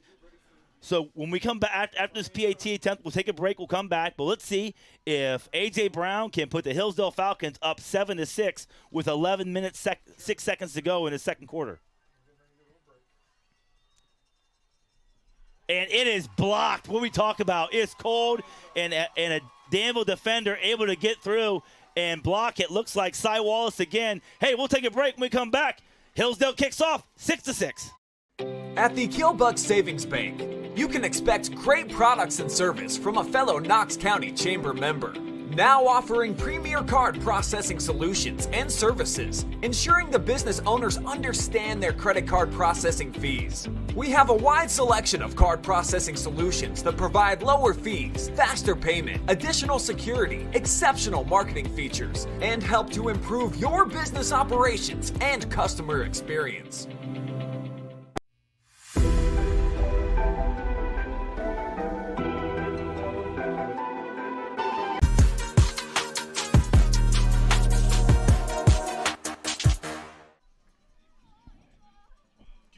Oh, welcome back to Shelby High School. Let's see a replay of that blocked PAT. All right, so we're going to take a look here at this line, and we thought it was Cyren Wallace who got in there. I think it was actually one of the defensive linemen that you usually see out there for Danville, but they it looked like they ran that long snapper over, and you're not usually allowed to do that, so I'm not too sure about that, but Danville, they're really good at blocking punts. That's the first time I've seen them block a field goal. So there must have been a penalty post-play, unsportsmanlike conduct on Danville, because Hillsdale is kicking the ball off from the 50-yard line. So let's see if Hillsdale can punch this thing into the end zone and force a touchback. Kick is down. Oh, so now Hillsdale player will have to hold it. So who gets the unenviable task of holding the ball, then getting up and trying to sprint down the field and cover your lane? And that's going to be number 34 holding the ball. I think that's Mikey Schenberger. So they're not going to send out a 12th man. They're just going to let one of their 11. They don't let you send out a 12th man, Jonathan. They make one of your 11 Well, hold it. sometimes I remember I saw a clip in college football a couple weeks ago where they let a 12th man go out and hold the football. I've never seen that. Immediately as it was kicked, he sprinted off to the sideline. And the ball's away, but it's fielded short. Picked up by the Danville deep man. And he is tackled around the 25-yard line. So luckily for Danville, that unsportsmanlike conduct penalty they picked up after the PAT did not cost them valuable yardage. And they take over a hangout 1st and 10 from the 25-yard line. Ball set in the middle of the field. 11 minutes, 1 second to go here in the second quarter. Hackman brings them to the line of scrimmage. 2 receivers to the right, 1 running back to his left. He's got an H-back in motion to the right. Danville now overloaded right. Hand the ball off, running right. And, oh, man, Hillsdale had that blown up in the backfield. Number 15, Jake Haven, had great penetration, missed a tackle, but his teammates came in and cleaned it up. Yeah, good job. Grady Critchbaum in there as well. 52, Brady Heller, one of the linemen. He got in there, so Hillsdale able to get the stop, and looks like a loss of 1, so 2nd down and 11. Hillsdale committing more men to the line of scrimmage now. Hackman brings them to the line of scrimmage. 2 receivers to the right. That looks like Burke to set up to his right. They're threatening to send 5 here. Now they bring two more guys to the right, so they're overloaded right again. High snap, but handoff to Burke running left, and he is tackled right away by the Hillsdale defensive line. So they go Burke there up the middle, and it gets 4 yards. So you got a 3rd and medium, but I would say more for Danville that loves to run the football. This is more of a 3rd and long situation because really hard to get 7 yards through the ground, especially when that's your identity. And Hillsdale knows that that's likely where you're going. Jonathan, a big name I just heard for Hillsdale, Grayson Alice. They had lost him for about 6 weeks, but he is back tonight. He's a senior, and he's a big addition to that offensive and defensive line for Hillsdale. It's a state Final Four. I want to be out there. And Burke with a nice run, huge hole up the middle, but closed down quickly by Heller, and it looked like it was Aidan Hoffman. Aidan Hoffman again. Hoffman, another guy who limped off the field, but he's out there playing. Yeah, Burke was going to try and push through Heller, but Hoffman came in and kind of sandwiched Aidan and kind of stopped him in his tracks, threw him straight down where he was, and that makes it 4th down and 2, and here comes Danville to punt. They're going to have Josh Byers out here. Great defensive stand by Hillsdale. Oh, that punt is almost blocked, and it's slow, and number 3 for Hillsdale lets it go. That's Brock Bauer. He lets it roll to the 22-yard line. So Hillsdale now with the ball and some momentum after a touchdown, and they force a punt after Danville had been gashing them all game with the run. So Danville with a costly turnover and now a punt, and that drive only going about 8 yards. Hillsdale takes over, 1st and 10 from the 22-yard line. But you got to like that punt there from Danville. You're able to just get it off without it getting blocked. I'm telling you, it was really, really close. But Josh Byers, he's been there before. He was their punter last season. He was one of the best punters in Division, I think they were Division 4 before Division 5 before realignment. But, yeah, he's been here before. Hand off to Sloan. He flips it. It's a okey-doke. Going down the field for McFadden. Got him open. McFadden makes the catch. And Hillsdale with the flea flicker okey-doke sends a ball deep to McFadden across the 50-yard line all the way down to the 40. You're going to see on the bottom of your screen, if you're watching later tonight, Wes Payne fell for that. He went down, and Hayden McFadden just went right behind him, got past the secondary, and a big completion for Hillsdale sees them now with 1st down in Danville territory at the 40. Hillsdale set that play up with that little reverse they ran earlier. This time they get him with what I like to call the okey-doke with the flea flicker. Hillsdale now in the shotgun. Lewis hands off to number 3, Brock Bauer. He gets around the right side ahead for about a solid pickup of 5 yards. Yeah, this is now going to turn into Hillsdale. Can you turn into a Danville right now with your drive and kind of just kill this clock? Maybe turn this into the probably with 8 minutes, probably not going to make it the last drive of the game here at the 36, but still take yourself down quite a bit and get close to this halftime. So Hillsdale with 3 receivers to the right, to the left. Lewis all by himself in the backfield. Danville only brings 4. Lewis throws it deep out to McFadden. It is sniffed out and tackled right away by number 2, Wesley Payne. He's having a decent game, Jonathan. Yeah, outside of that one where he got baited out of going ahead and let that flea flicker go past him. Good job to recover there. Makes the tackle on McFadden. And those 5-yard outs are dangerous for this Hillsdale team because McFadden especially can break a tackle and then be off to the races to the end zone. I used to tell defensive backs, if he gets even, he's leaving. If he's not trying to block you, he's trying to run past you, go with him. 2 receivers to the right, H-back right. Sloan in the sidecar to the right. Handoff up the middle. Up the left side now. And Sloan pushes ahead for a gain of about 2. Boy, every time Sloan touches the ball, Danville's entire defense comes flying down. Yeah, Greg Wilson there with the tackle. A little bit of help from Caleb Lucas from the side. That was number 3, Brock Bauer on the carry. Sloan just checks in. Apologies. These white jerseys with the blue numbers makes it a little hard to pick up, especially for my old eyes. Caleb Lewis coming out to give the play out. So makes it 4th and 1, left hash, 31-yard line. Hillsdale going for it. Lewis in the gun, Sloan to his right. That's Knox, Lewis, and Haven in motion to the left. And timeout Hillsdale. Looked like Hillsdale was trying to get Danville to jump, and man, the Danville fans have been in this thing, Jonathan. Every time there's a big play, we're on the home side in the press box, and they get the whole stadium shaking, pounding their feet and cheering. So very impressive turnout by the Danville. Very impressive turnout and great energy from the Danville fans as Hillsdale came to the line of scrimmage on that 4th and 1. Obviously just trying to get Danville to jump off sides. Yeah, don't be fooled. This Danville team, of course, they've got a big fan base over in Danville, but the whole KMAC conference kind of bands together for tournament games like this, and they all come out. I remember last week against Eastern, I saw East Knox varsity jackets. Yeah. Those are rivals, by the way, but they're still coming out and supporting Danville. They're only 5 minutes away. I'm sure plenty of friends across school districts. Also some Clear Fork, some Fredericktown. So everybody coming out. Clear Fork, of course, not in the KMAC, but cheering on this Blue Devil team. Here we go. 4th and 1, 31-yard line. The left hash. Lewis in the gun. Sloan to his right. Hand to Sloan up the middle. He's got a crease. Sloan puts his shoulder down, but he is stopped. It looked like Sloan had a first down for sure, but I think he's just a little bit short as some Danville defenders came flying up and stopped him cold. This is going to be really close. It looks like it's going to be short. They may need the chain gain here.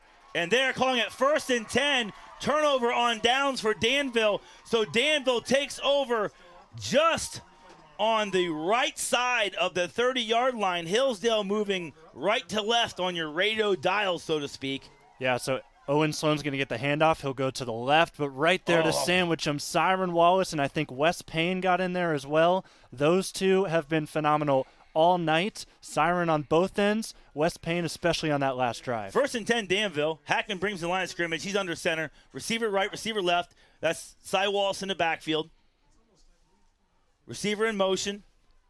Hand up the middle to Wallace. He picks a crease, gets a hole, gets a second level, breaks a tackle, gets it all the way down to the 39-yard line. Cy Wallace on 1st down. Picks up about 35 yards. Gets it to the 41-yard line, across the 50 to the 41-yard line. I think you could have had more here, Truax. I think he got a little bit greedy trying to kick it to the outside. He loves to get to the outside. He's the fastest when he's there, but maybe one little extra move, put him right towards Bauer to get him tackled. But I think he could have had a touchdown. The rule I always like is when you get through the line, find the nearest hash, then find the sideline. He cut it back across the field right into some Hillsdale defenders. Here we go, 1st and 10. That's a hangout 1st and 10 for Danville. 2 receivers to the right. Wallace in the backfield with Hackman. Now it's just an old sprint right with Hackman. He gets a crease. He's through. He's got a first down or close to a first down. Nope. He's got a first down ahead to about the 29-yard line. So Danville has something cooking here with 5 minutes 25 seconds left to go in the second quarter. Yeah, so 2 plays here so far in this drive. They were both pretty good runs, and we're probably going to see some more here. So Danville comes out. Receiver right, receiver left. In motion. Up the middle is Wallace again. Boy, Danville getting some holes in the middle. And Cy Wallace right there. Boy, you like to see him put his foot in the ground and get straight up field. He cuts it out a little too sharp, runs right into a Hillsdale defender. Yeah, so Cyren Wallace that time not able to get stopped. Hillsdale's defense able to make a stand. So now we'll see 2nd down and 8. And you need some yards here, Danville. You've fallen into some 3rd and longs, haven't been able to convert. I would consider, with a running team, I've said it before, I'd consider 3rd and 8 to be 3rd and long for this kind of team. Just got to chip away. They have it marked at 2nd and 8 right now, Jonathan. I'm saying they just need to get some yards here. Get some yards here. And that's a handoff. That's Burke, and he bangs ahead for a gain of about 7 yards, maybe 8. That's close to a first down. They're marking it 3rd and 1. So obviously Danville going for it here. This is 4-down territory for the Blue Devils. You opened the floodgates for me earlier by mentioning Mount Gilead. This is what they do best. It's getting 3rd down and 1s, 3rd down and 2s, and you see Danville doing it right now in a state semifinal. Danville in the shotgun. Hackman with, looks like, Burke to his left. High snap again, but handled by Hackman. Burke up the middle. He's got a chance here. Breaks a tackle, breaks another one, and drags Hayden McFadden in the end zone for a Danville touchdown. And I see a sign in the bleachers that says boom. That's exactly what just happened right there. Aidan Burke with the touchdown, and now both Boom and Zoom have found themselves into pay dirt here today. In the second quarter with 3.5 minutes to go, Danville takes the lead. Danville on now for another 2-point conversion. Need this one. 5 minutes. We've got 3 minutes, 38 seconds to go in the second quarter here, so plenty of time for Hillsdale with their high-powered offense get down the field. Danville requests to have the ball set in the left hash. It's set up, 2 receivers to the right, running back to the right. Now they motion the H-back and a tight end to the right, so we're overloaded right now. And Hackman runs the ball right, kind of RPO run-pass option. He puts it down, takes it, and Hackman gets the pylon, and that's a 2-point conversion. That puts Danville up over Hillsdale, 14-6. We'll take a break. When we come back, Danville kicks off. At the Killbuck Savings Bank, you can expect great products and service from a fellow Knox County Chamber member. Now offering premier card processing solutions and services, ensuring the business owners understand their credit card processing fees. We have a wide selection of card processing solutions that provide lower fees, faster payment, additional security, exceptional marketing features, and help to improve your business operations and customer experience.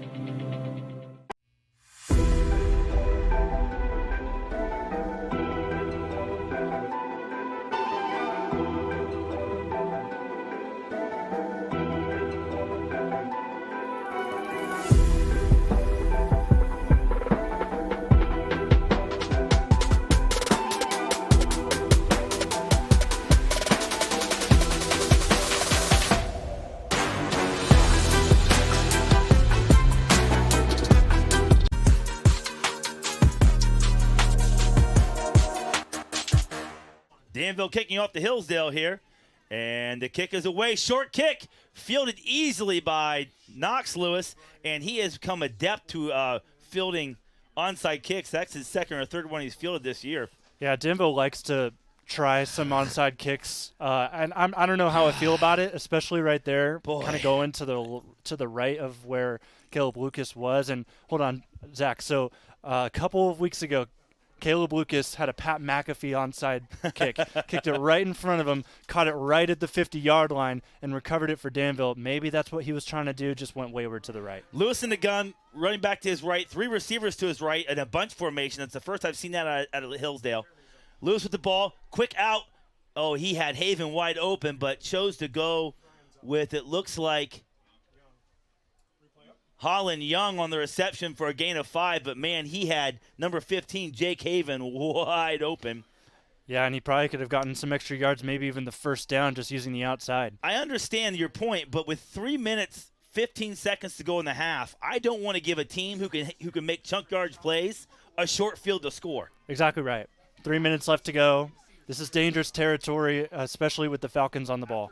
50-yard line. Lewis takes the ball, hand off to Sloan, no RPO, and no read option, and Lewis keeps it. Look at the speed of Caleb Lucas. He rips the ball out as well. That was fumbled out of bounds. He runs down Cale Lewis.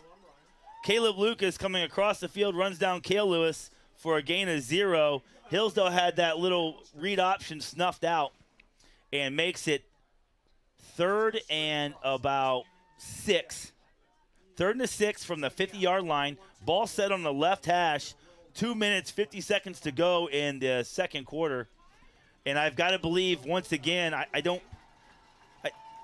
think Hillsdale goes for it here. Knowing that Danville's a running team, if they don't get it, I think they punt it and go to halftime because Hillsdale gets the ball first in the second half. Well, if you're going to pass the football, make sure you complete it. Run some clock. Lewis sets the pass up and throws a beautiful pass, just a little low and just incomplete. I thought he had him to it where only his receiver could get to it against good coverage. That's solid coverage, but wow, the Hillsdale receiver not happy with himself. And as I thought, Hillsdale comes out to punt, trying to bury Danville deep. Get a stop, get to halftime, because Hillsdale will get the ball first in the second half. That's Hayden McFadden back to punt. And I think there for Hillsdale, I think you should have gone with a short pass and tried to run for the first down, because if you didn't get it, you run the clock. Don't give Danville some time to drive here after this punt. Punt is away. And the Danville return man wisely gets away from it, and Hillsdale will touch it down at the 11-yard line.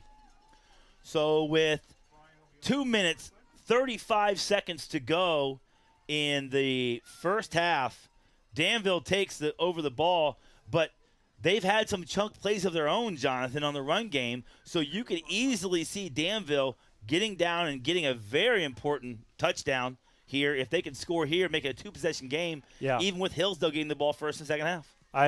Watch out right now. They've got Cyren Wallace and under center. Hackman's under center, but they've got Cyren Wallace back there. He's capable of some big-time runs with his speed. Hackman under center, old power I formation, give to the tailback. And as you said, Wallace with the give, breaks a couple tackles, and pulled down by number 20, Kyle Turk. He almost had it, Zach. He almost had it. That was a shoestring tackle around the 28-yard line to keep him down, to take him down, but he could have very easily gotten past enemy territory. Cyren Wallace breaks a tackle at the line of scrimmage and a tackle at the second level, and then is hunted down by Kyle Turk, but not before he can get a hangout 1st and 10, set up on the right hash from the 28-yard line. Hackman under center, single back in the backfield. That's Wallace again.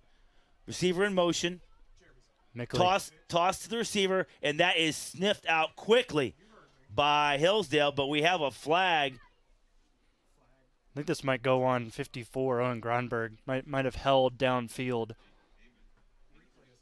I think if I'm Hillsdale, I decline that penalty. We'll see, though. Now it's a face mask on the defense. Oh, brutal. Brutal penalty on the Falcons. And that pushes the ball ahead 15 yards. Well, hold on. Hold on, we'll see what's going on here. The chain gang's not moving just yet. There they go. Now the chain gang moves, so we'll have a hangout 1st and 10 after a very costly face mask penalty by the Hillsdale Falcons. That gets the ball to the 43-yard line on the right hash. 1 minute, 54 seconds left. And we're going to have, it looks like another TV timeout with 1:51 to go. So if we do, in fact, have a TV timeout here, we will also take a break. Getting some indications from the referees here.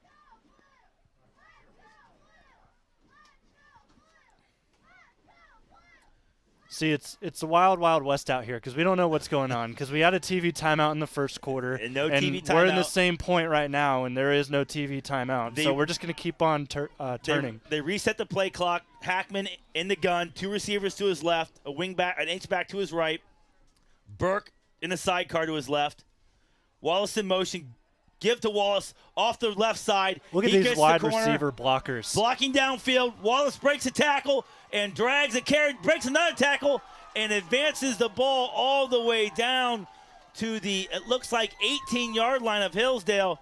And we talked about it. Hillsdale can make some chunk plays in the running game, and they are not requiring all of this clock. 1:54 left to go in the third quarter, and that sets up Danville with a 1st and 10 from, they're calling it the 19-yard line.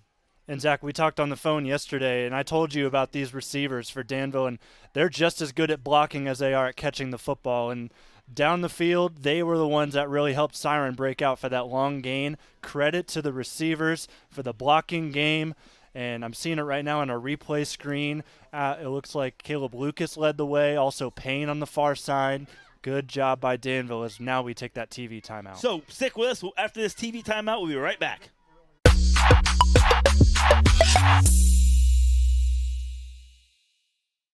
Home and Kitchen Supply, we're building our future with you. Contractors and do-it-yourselfers, this is Jeff Flowers from Home and Kitchen Supply, here to remind you that we are your best source for kitchens, baths, windows, doors, floors, and more. Quality products, friendly service, great prices. You owe it to yourself to give us a try. You will be glad you did. That's Home and Kitchen Supply, 163 North Diamond Street, downtown Mansfield. We're building our future with you.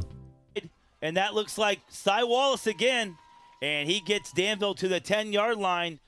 They're picking up 10 yards a chunk every time they hand the ball off here, Jonathan. Yeah, you're right. And right there, just kind of turning down this clock. They know that Hillsdale, with their passing game, they could get something late as well. So you can't take that away from them. So now you just got to drain this clock, manage the game. You know that your red zone offense is very efficient, so just trust it and drain it. 2nd and 3 here on the right hash.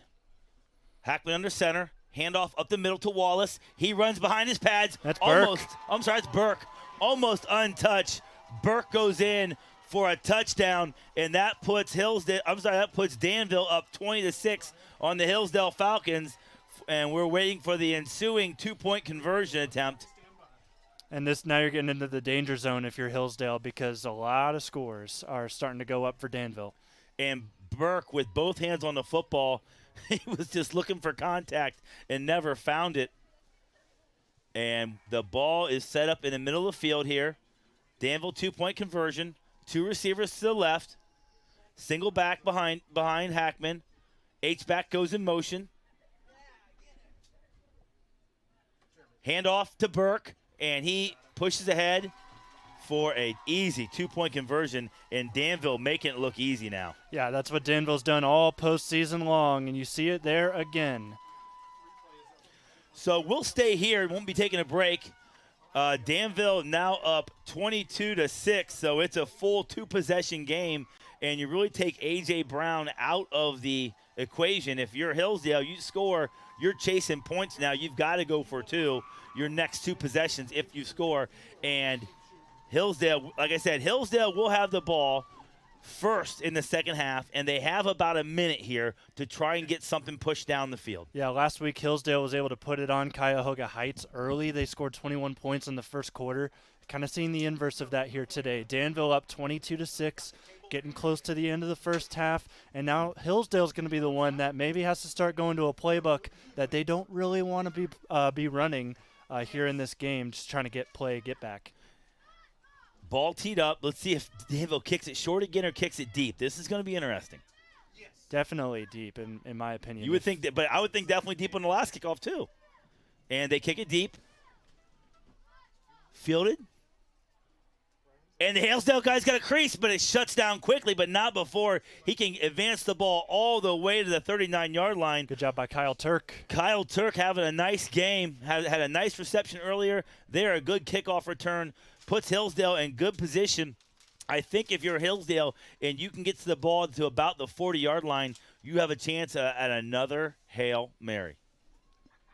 Couldn't write a better script, can you, Zach? Because we always find ourselves in this situation with this Hillsdale team. 1st and 10 for the Falcons on the right hash. 58 seconds to go. 2 receivers to the left. H-back to the left. Lewis got the ball in the gun. Throws it deep. Holland Young is wide open and falls down to catch it. If that ball's on his shoulder pads and he's running, that's trouble. Well, after a play like that, you may not even need a Hail Mary. They're going to go no huddle here. 1st and 10, 2 receivers right, 2 receivers left, single back. Lewis in the gun, line. throwing again, got a man open again. It's number 2, Young, having a game. Easily one of the best games of his career so far as a Falcon, and he has another 1st and 10 for the Falcons as they're on the march from the 36-yard line. 2 receivers right, 2 receivers left. Lewis with the ball, surveys, throws, got a man, open. That is McFadden. It's Brock Bauer, and he gets the ball to the 3-yard line. It's actually Holland Young. That's his 3rd catch of the drive. Thank you for correcting me. Jonathan Holland Young again with another. Oh, and it's coming back, holding on Hillsdale. Holland Young had another beautiful reception. Lewis has definitely gotten to his groove here in this last minute. They were driving. It took all of 25 seconds to advance the ball down the field, but another costly penalty. Yeah, for they Hillsdale. were at the 36-yard line on that last play. They're going to move all the way back to the 46 after this 10-yard holding call, but they are in Danville territory, so as we said earlier, there may be still be a Hail Mary in the card, or should I say a Kale Mary. Kale Mary. Hillsdale had Danville stuffed. Timeout Hillsdale, by the way. Timeout Hillsdale. Hillsdale had Danville stuffed earlier when they tried to run a jet sweep, and it was going to be 2nd and about 14, and they had a face mask. Advances the ball 15 yards. Danville pushes the ball down the field and scores. That was a costly penalty. Right there, Hillsdale was going to be set up 1st and goal from the 2, and they get popped for holding, and that makes it 1st and 21. Right? Hold on. It should be 10, just 1st and 20. 10. Yeah, you're right, about 1st and about 20. So 1st and 20, but holding a spot foul, so if they call it in the backfield, that's when you might move it back a few more than 10 yards. Might have had more than a 1st and 20. But looks like we are Hillsdale called timeout. They're saying one timeout left, 27 seconds left on the board, but Hillsdale has shown the ability to pick up chunk yardage in a hurry. It only took them 27 seconds to go from about the 39 or the 35 to the 2. Let's see what they have here. You're going to see these linebackers for Danville drop back in coverage. 2 receivers right, 2 receivers left. Lewis throws it deep, and should have been picked off by Cyren Wallace, and he just flat out drops it. Lewis not afraid to throw into coverage. Cyren Wallace just kind of playing center field from a safety position. Yeah, I'll defend Cy here. That was a tough ball to bring in. He went up with one hand. Wasn't able to bring it down. So able to get it down. So now it's 2nd down and 20, but 22 seconds left. There's still time for the Falcons to do something. We got a penalty on Danville now. I missed the penalty, but it is a 15-yarder, maybe roughing the passer or face mask, but it's a full 15-yarder. I didn't think there was anyone near Kale on there. They're calling it 1st and 3. I don't know how that is. It should be 2nd and 3, but anyways, Lewis with the ball, takes a snap, got a man open and just overshoots him. That was Kyle Turk again. He was shooting for, just overshoots Turk. And they've got it marked 2nd and about 3 right now from the 29-yard line. Right hash, 17 seconds left. Catch our breath a little bit. 2nd and 3, must have been some sort of personal foul. So stick with us. Before we go to half, we'll hear from Brian Skowronski. We'll have an interview with Matt Bloom. Here we go. 2 receivers right, 2 receivers left. Lewis in the gun. Got the ball, surveys, steps up in the pocket, now puts one up into coverage, but it's caught. Ball caught by number 3. Hold on, Kale Lewis is down. Brock He took a Bauer. big hit. Lewis takes another big shot, and he's down, but not before Bauer can collect the ball. There's no flag on this one. It was clean. They get him up. Hillsdale calls another timeout. I think they called timeout so Lewis wouldn't have to come out of the game. But Hillsdale in great shape here with 8 seconds and the ball on the 9-yard line. We'll keep it right here. Boy, Hillsdale has shown some real fight here at the end of this first half. And the question is, Jonathon, do you run a play here? It's got to be in the end zone, incomplete. You cannot get sacked or out of bounds, and you got to leave yourself 1 or 2 seconds left to get A.J. Brown out there and kick a field goal, try and collect some points before the half. Well, I think you go for the 2-score game, obviously. I think you go for the end zone at least once, maybe twice if you go quick. Ooh, 8 seconds. I don't think with 8 seconds you've got 2 plays. With 8 seconds from the a 5-yard out would take 3-4 seconds. But if you're tackled in bounds, you're done. You have to. So you have to get into the end zone. So you have to run at least a 10, 12-yard pattern. So I think that first play takes 6 or 7 seconds, leaves just 1 second. I think you got to kick a field goal. You also got to keep in mind, Kale Lewis got rocked on that last play. I hope he's okay. It seems like he is. He's out here to throw this pass here, and with 8 seconds left in the half. Here we go. 2 receivers right, 2 receivers left. Sloan the sidecar. Sloan a very effective blocker. That's what they've been using as him tonight. Mostly is blocking. Lewis in the gun. Ball on the right hash. 8 seconds left. Danville 22. Hillsdale 6. Hillsdale will receive the ball first in the second half. I don't know. I think they're trying to give him a 40-second play clock, but Hillsdale's at the line of scrimmage. I don't know what the point of resetting the play clock is right now. They added a second, so 9 seconds. I've seen that be big before. 2 receivers right, 2 receivers left. Lewis in the gun, has the ball, surveys the field, throws to the end zone. It's got Bauer. Bauer goes up and makes an amazing catch. Brock Bauer with the touchdown. Hillsdale pulls within 1 possession. And here's the question. Do they go for 2 or 1? You got to go for... No flags on the field. Beautiful drive by Hillsdale, and they figured something out. You got to go for the 1-possession game here. If you go for 2 and get it, that's an 8-point game. But that right there is the weakness of this Danville Blue Devil team. They've got a solid secondary, but they're all pretty short compared to these Hillsdale receivers. So point the ball. That was body position 1-on-1 by Brock Bauer. Yep. Nolan Ridgway not able to make the play. Here we go. 2 receivers right, 2 receivers left. That's been a win combination for Hillsdale. Sloan to the right of Lewis. Lewis deep out, has a man, and broken up. So that keeps it a 2-possession game. Number 14, Levi. Say that last name. Foray. Levi Foray with a huge play. 4 seconds left in the half. And that keeps it a 2-possession game. Danville 22, Hillsdale 12.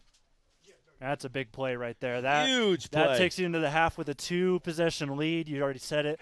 But the Blue Devils are going to be happy with that. 4 seconds left. They'll get the kickoff here, and maybe if they have to return it, they'll take it, and then that'll be the half, or maybe they'll have to run a play and probably just take a knee. But Now, if I'm Hillsdale here, I kick it hard and on the ground. I want that ball bouncing around way down deep, and maybe some magic happens and you can scoop and score. that's something that Danville likes to do as well. Like sometimes Caleb Lucas will kick it off and just try and nail it off of like a leg of one of the guys on the first 2 levels and make it ricochet. You want bouncing. You want that ball bouncing all the way down the field.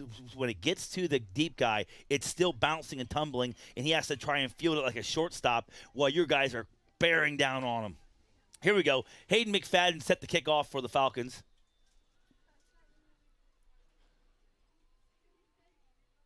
And that's exactly what they do.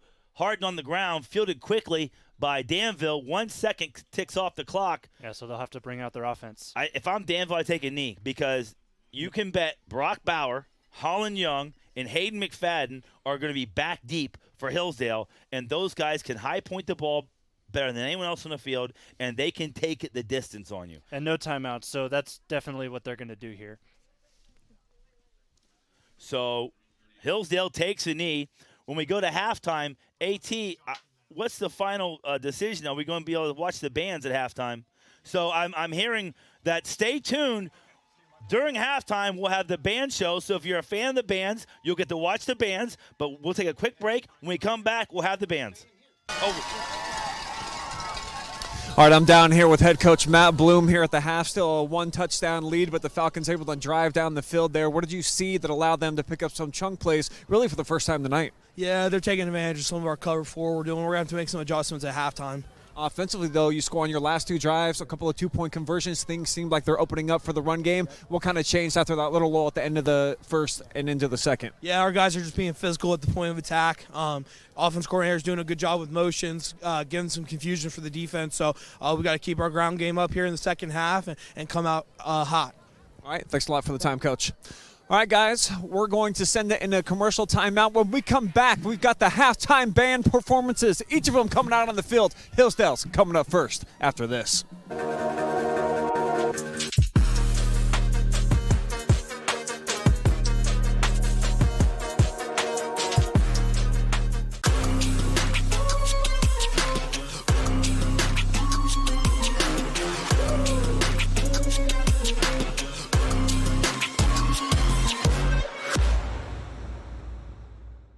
At Knox Community Hospital, your primary care physician is more than someone who delivers your test results, more than someone who writes prescriptions, more than someone who listens to your heart.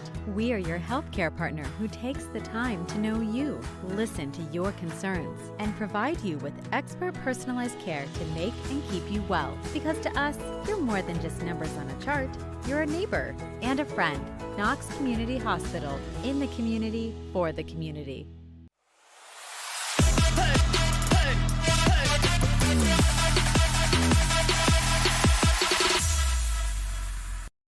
At the Killbuck Savings Bank, you can expect great products and service from a fellow Knox County Chamber member.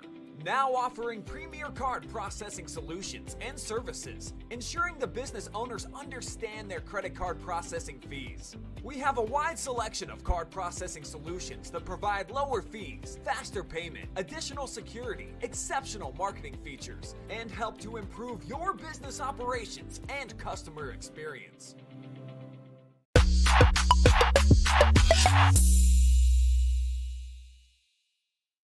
Home and kitchen supply, we're building our future with you. Contractors and do-it-yourselfers, this is Jeff Flowers from Home and Kitchen Supply, here to remind you that we are your best source for kitchens, baths, windows, doors, floors, and more. Quality products, friendly service, great prices. You owe it to yourself to give us a try. You will be glad you did. That's Home and Kitchen Supply, 163 North Diamond Street, downtown Mansfield. We're building our future with you. Men have a way of doing things. A man has his way of eating, of exercising, of keeping his hands warm, and of straightening up. So, when a man faces a serious life problem like divorce, depression, or suicidal thoughts, shouldn't a man have a way to deal with that too?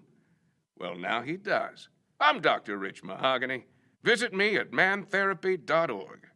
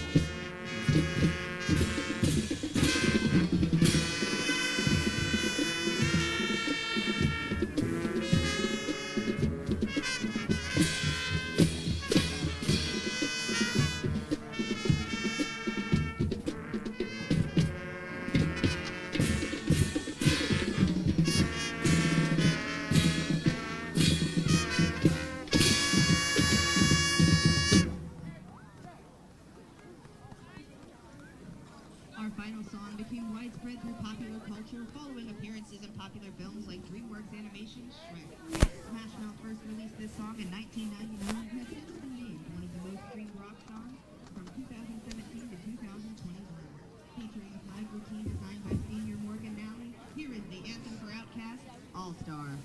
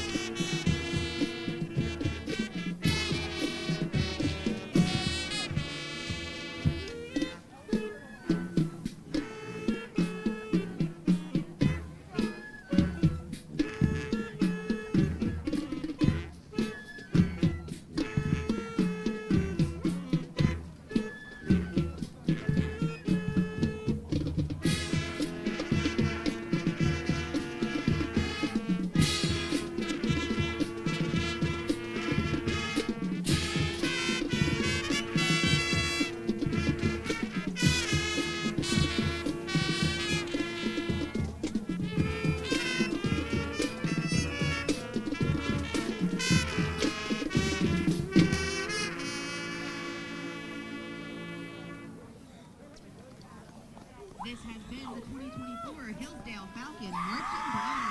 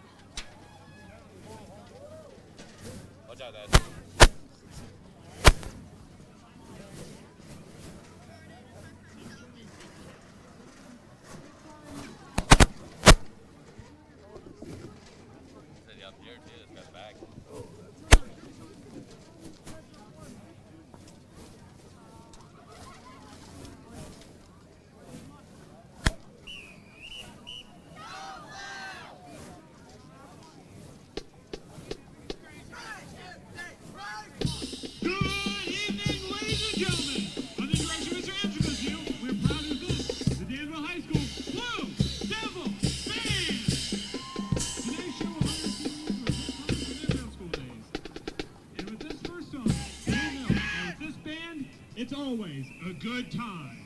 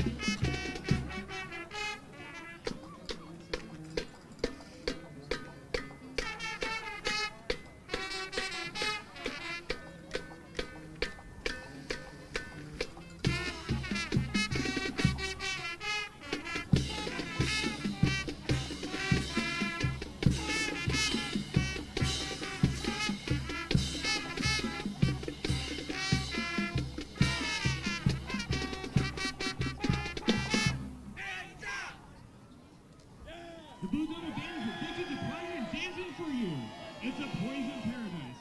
So please, enjoy as we jam out to Toxics by Britney Spears.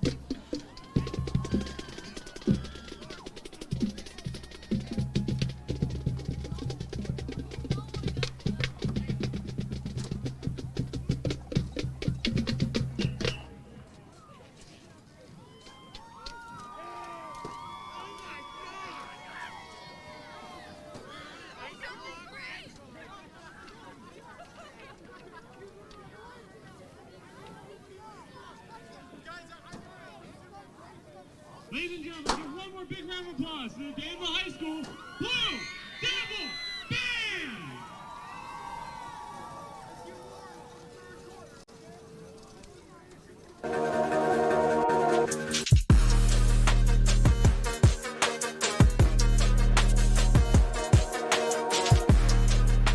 At Knox Community Hospital, your primary care physician is more than someone who delivers your test results, more than someone who writes prescriptions, more than someone who listens to your heart.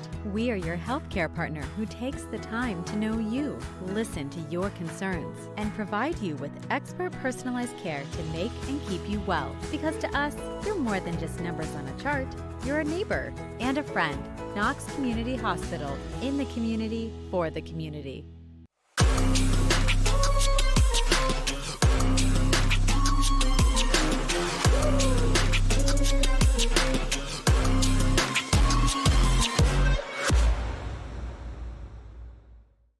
Knox Community Hospital, your primary care physician is more than someone who delivers your test results, more than someone who writes prescriptions, more than someone who listens to your heart. We are your healthcare partner who takes the time to know you, listen to your concerns, and provide you with expert personalized care to make and keep you well. Because to us, you're more than just numbers on a chart. You're a neighbor and a friend. Knox Community Hospital, in the community, for the community.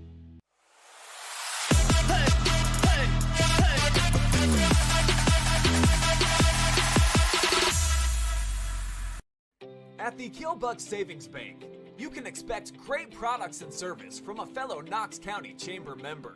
Now offering premier card processing solutions and services, ensuring the business owners understand their credit card processing fees. We have a wide selection of card processing solutions that provide lower fees, faster payment, additional security, exceptional marketing features, and help to improve your business operations and customer experience.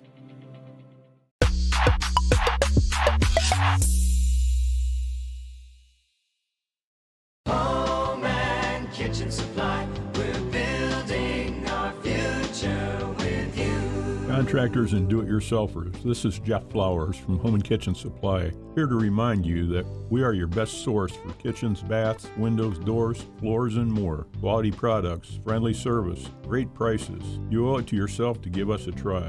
You will be glad you did. That's Home and Kitchen Supply, 163 North Diamond Street, downtown Mansfield. We're building our future with you. Men have a way of doing things.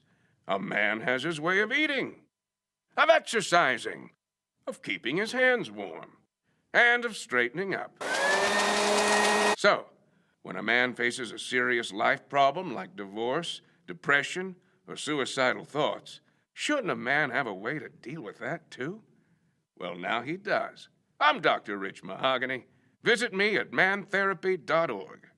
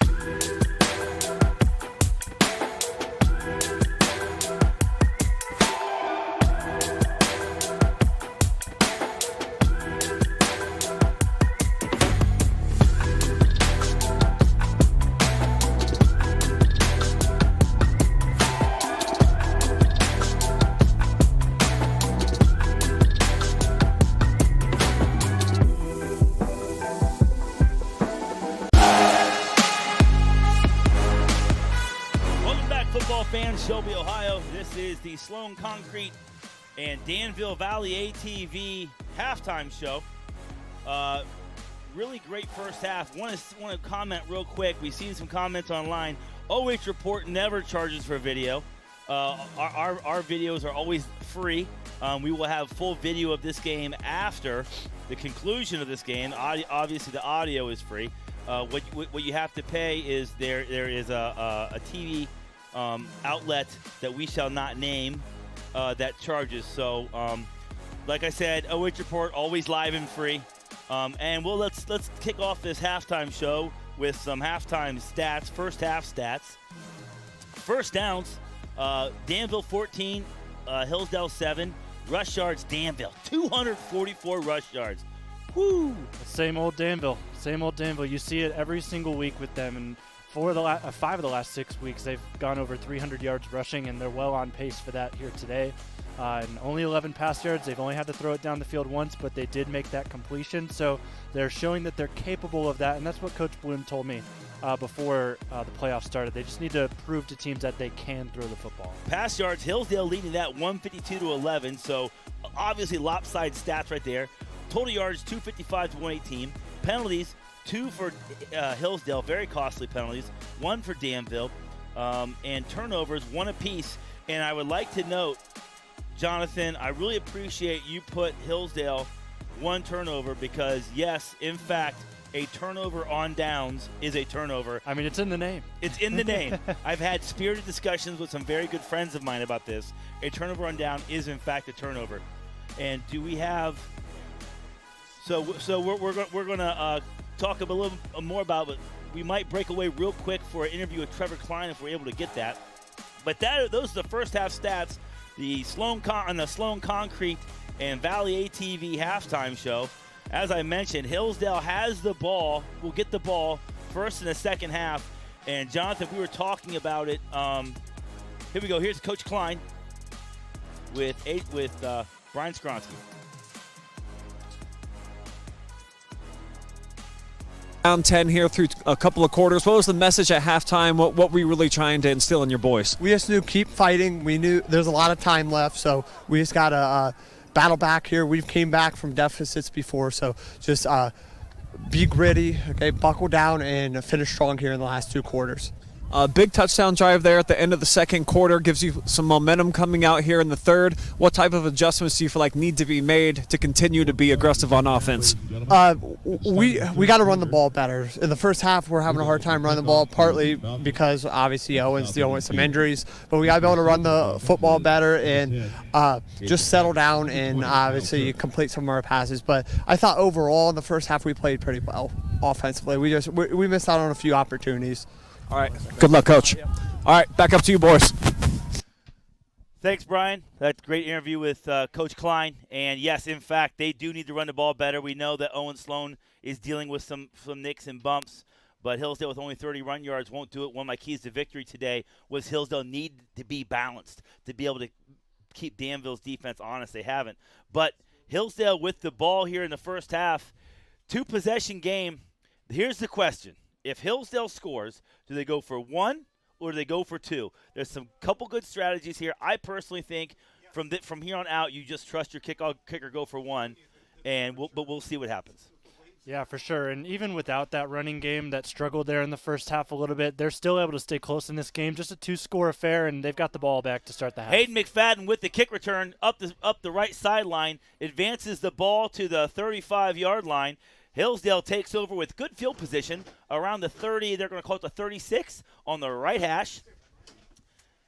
Brock Bauer having a great game, as well as Holland Young. Hadn't heard too much from Hayden McFadden, but I think Danville's rotating a lot of coverage towards McFadden. That's given Bauer and Young some opportunities. Yeah, mainly Young. He had a good drive earlier in the game, had 3 catches. One of them was taken back for a penalty, though. We'll see what they do here in the first half of the third.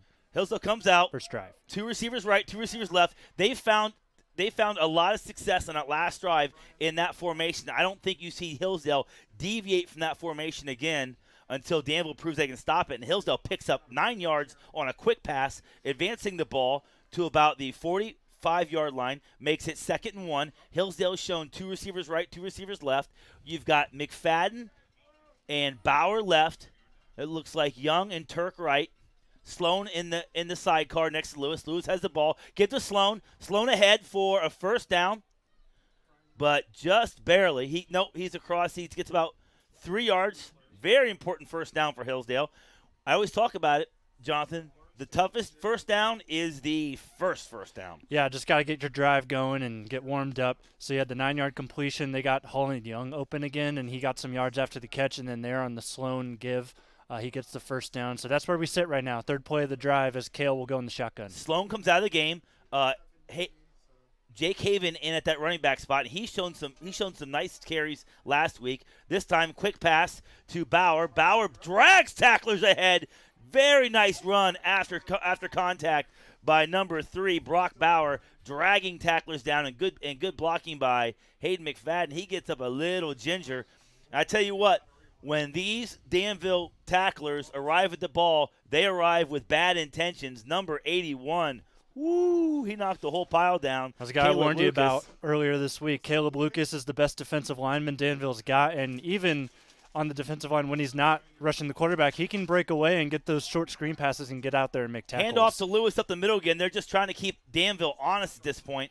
That was 4 receivers again, 2 right, 2 left, and they hand the ball right up the middle to Owen Sloan. He's ahead for a couple yards, makes it third and a very, very manageable 3 yards from Danville's 44-yard line.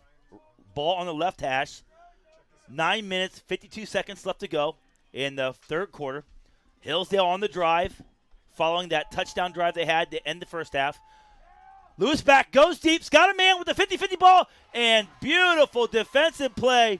That's Levi Foray again. We've seen him make some defensive plays in the first half, and here he is making his presence felt. Now going to make it 4th and 2. Levi Foray going up and defending the much taller, it looked like that was number 2, Holland Young. Foray knocking the ball away, forcing a 4th and 3 for the Hillsdale Falcons. They've already had 1 turnover on downs. Let's see what Hillsdale does here. Do they punt or do they go for it? I think this is go for it range, right around the 44-yard line. This is kind of where you can live with seeing Danville start a drive. Of course you want to pin them back deep, but you're trying to get back into a football game. Sloan checks back in the game. 2 receivers right. Knox Lewis at tight end. Jake Haven at the H-back to the left. And delay a game on Hillsdale. And now I think you punt. Brutal penalty on the Falcons. Delay a game. Oh, that's heartbreaking. We haven't seen many flags today, but when we have, they've been pretty crucial ones. We've had 3 just really either drive continuing or drive ending penalties now against the Falcons. And indeed, the Falcons rush out their punt unit, and we're sitting at 10 seconds left to go on the play clock, and Hillsdale is walking around. They're not set yet. 5 seconds left. Hillsdale might get another delay game right here. I know Danville bails them out. They call a timeout. Wow. Danville really bailed Hillsdale out there and wasted a timeout. That leaves Danville with 2 timeouts left in the half. We'll keep it right here. It's 4th and 6. I got to imagine no, it's 4th and 8. I'm sorry. Have to imagine, Jonathan, the only reason Danville calls timeout is because with the ball on, you call it on the Danville side of the 50-yard line, just on the Danville side, the 49, you got to be aware of a fake punt here, especially with a guy like Hayden McFadden who's got the ball in his hands. So I think Danville very wisely maybe. At first I don't like that timeout, but then as the more I think about it, I kind of like it. Talk about the fake punt. Yeah, for sure. And you're still going to see McFadden here back to kick this away, and 2 returners for Danville. McFadden calls to the ball, gets it. He's looking and whistles. They were going to fake it, but they were going to fake it. McFadden was rolling to the right. False start on Hillsdale. Brutal penalties on the Falcons. Really uncharacteristic. And moves them back 5 more yards. If you were thinking about faking now, that is certainly out the window. As it's now, we've gone from 3rd and 3. Now we have 4th and 12. Disastrous chain events for the Falcons. McFadden with a beautiful punt. Gets it down to about the 25-yard line. But a really nice punt by McFadden. Danville takes over. First, a hangout 1st and 10 on the 25-yard line. And this is a Danville offense that ran for 244 yards in the first half alone. I brought it up during the halftime show if you're just joining us here yet again. They've had 300-plus rushing yards in 5 of the last 6 games. 3 in their last 3 they've gotten over that. It was the first round of the playoffs where they didn't run it as much against the Bridgeport team that they kind of already had the game decided within the first quarter. So Hillsdale now committing 7 guys, 8 guys. Basically the entire team's in the box, but Hackman's under center. Pitch to Cyrus. Cyren Wallace, and he is stuffed. So I think if you're Danville, Jonathon, I don't think I show that look again because that was easy to defend. It brought everyone in tight into the phone booth. Hillsdale was happy to oblige. Yeah, and it's interesting because that's one of the formations that Danville loves to run. They like to have those wings on the end, and they kind of just motion one or the other, and then whichever one motions, you kind of go the opposite way. They're in that formation again. Now so we'll Danville in more of a wing T formation. Pitch it to Burke, and Burke is stuffed right away. Hillsdale, they've shown success against this wing T formation. Danville hasn't run this whole game, but Lucas runs this very same offense, and Hillsdale's always shown success against it. So it's interesting for Danville to kind of deviate from what's been working. Yeah, that was the wing T, but no T. There was no receiver. It was kind of just everyone bunched up on the line, and that really gave Hillsdale a good idea of what Danville was going to do, simply just run it up the middle. So now you've got 2 receivers. That switches things up, and you've got a 3rd and long at 3rd and 10.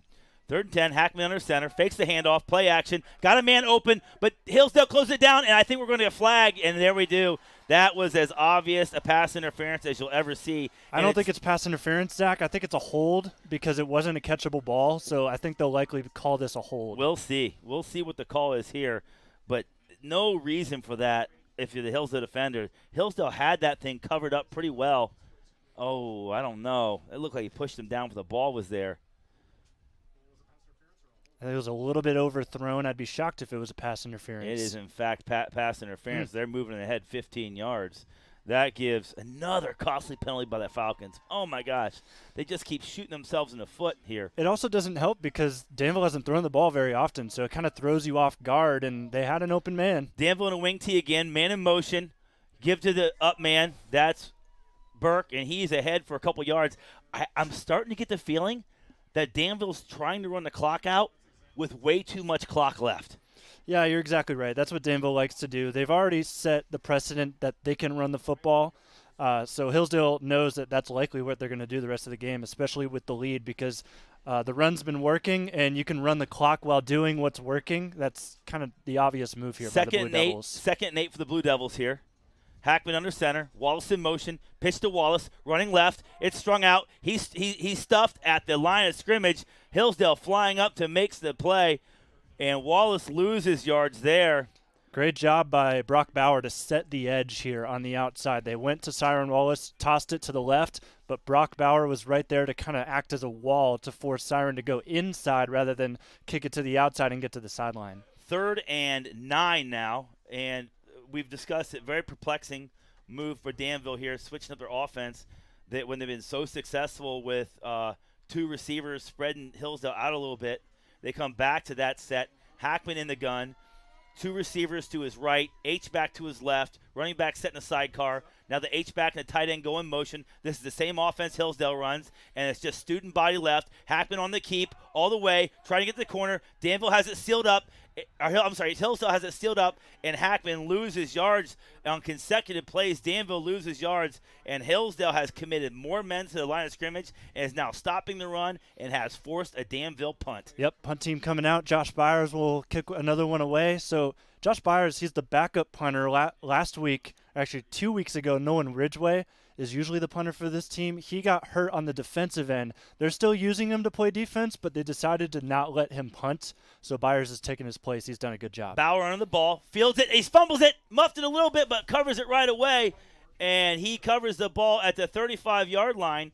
So Hillsdale takes over 1st and 10, a hangout 1st and 10 from the 35-yard line. 6 minutes, 12 seconds to go in the 3rd quarter. The ball set up on the left hash. It's not bad from your backup punter, isn't it? Not bad at all. Yeah, almost forced a muff, and Brock Bauer kind of caught it like a breadbasket, sort of. Kind of reached forward, went underhanded catch. It's still able to corral it in, and Hillsdale's got 1st down. 1st and 10 Hillsdale, receiver right, receiver left. Give to Sloan, flips it again to McFadden. McFadden's got some green grass in front of him, and he's got some jets. Finds their gear, beautiful block by Lewis. Springs McFadden down the sidelines, and he's all the way to the 15, 20-yard line. Beautiful block by Cale Lewis downfield. Let's see that on the replay. Yeah, so Danville, they love to do some misdirection on their offense. Well, Hillsdale's doing a little bit of that of their own, and you see Cale Lewis leading the way. He makes a big block on Cyren Wallace. That's a pancake for your quarterback. Oh, get the maple syrup out, folks. Beautiful pancake for the quarterback. And the play clock at 15, and Hillsdale just breaking the huddle. The play clock at 10 now. Really cannot afford another penalty for Hillsdale. 2 receivers to the left, 1 on the right. Sloan the sidecar. Lewis with the ball. Give to Sloan. Fakes the flip to McFadden this time. This time Sloan keeps it. And he just does not seem to have the burst he normally has. And there's that punter I told you about who's not punting this week. That's the number 10, Nolan Ridgway. He's the number 1 punter. But he's able to get out there and make a big tackle on Sloan. So you see why they want him to just focus on defense and not really worry about kicking the football. Yeah, great. I like the call play. And Sloan's still able to get ahead. You know, that shows how good the blocking was downfield. I thought that went for no gain. That went for 3 yards. So not the worst call there. And it keeps Danville honest. So look for that little reverse to come back. Lewis in the shotgun with the ball, surveys, steps up in the pocket, rolls to his right. No one's open, and wisely slides down. And it looks like Josh Byers was the one to get in there. I told you this yesterday when we were talking on the phone. Josh Byers, he'll typically stay in coverage, but the second that you see that quarterback roll out, he wants to be the first one there, and that time he was. Forced Cale to kind of just slide, and Byers was there for the tackle. Cale Lewis wisely slides down there. In previous games, he's thrown that ball up, but lived to fight another down, and we've got 3rd and 7. Obviously 4-down territory for the Falcons right here. 2 receivers to the left, 1 to the right. Sloan the sidecar. Sloan stays in the block. Lewis throwing it up, 50-50 ball, and he's got a man in the end zone. I think that's in. And that's a touchdown. Number 2, Holland Young. The home crowd wants a penalty, but absolutely not. That was a great play by Young. The home crowd wants a push-off, but that was just making a play on the ball. Let's see the replay. How about the senior making a play in the biggest game of his career? Yeah, there may have been some contact on that push-off, but still a heck of a play from Holland Young, and it looks like it's going to count. So touchdown Hillsdale, and they're going to looks like they're going to kick the extra point. I like this call right here. Just kick the extra point. You got A.J. Brown. Puts you down by 3 if you get it. Snap, hold, kick is up, and kick is blocked again. I think Caleb Lucas got on that one. Caleb Lucas has 2 blocked punts this season. That time now he adds a blocked field goal to his resume. That's the 2nd blocked extra point today. We'll take a break. When we come back, Hillsdale kicks off. At the Killbuck Savings Bank, you can expect great products and service from a fellow Knox County Chamber member. Now offering premier card processing solutions and services, ensuring the business owners understand their credit card processing fees. We have a wide selection of card processing solutions that provide lower fees, faster payment, additional security, exceptional marketing features, and help to improve your business operations and customer experience.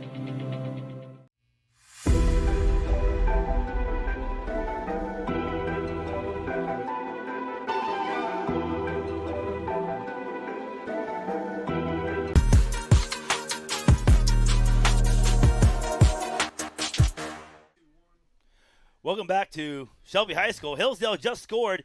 Hillsdale with 3 touchdowns. Danville with 3 touchdowns. The difference in this game, the point after try, Danville is 2 of 3 with 2 two-point conversions. The ball falls off the tee. Like I mentioned, Danville is 2 of 3 on 2-point conversions. That gets them to 22 points. Hillsdale 0 for 3. They missed a two-point conversion, and they've had 2 PATs blocked. So that is the difference in this game. Yeah, and it's interesting how that works. Danville, they don't kick extra points. They trust themselves enough to get 2 yards on 2 points, and they've done it twice here today. It's really fun to see how that's been the deciding factor so Hayden far. McFadden kicks it off. Ball's on the ground, fielded by Foray, and he is tracked down right away. Great coverage by number 2, Holland Young. Have a game, young man. And Danville takes over at the 24-yard line, so great coverage by the Falcons. We'll call it the 25-yard line. Great coverage by the Falcons. Ball set in the middle of the field. Danville comes out. This is the offense that's been working for him. One receiver right, one receiver left.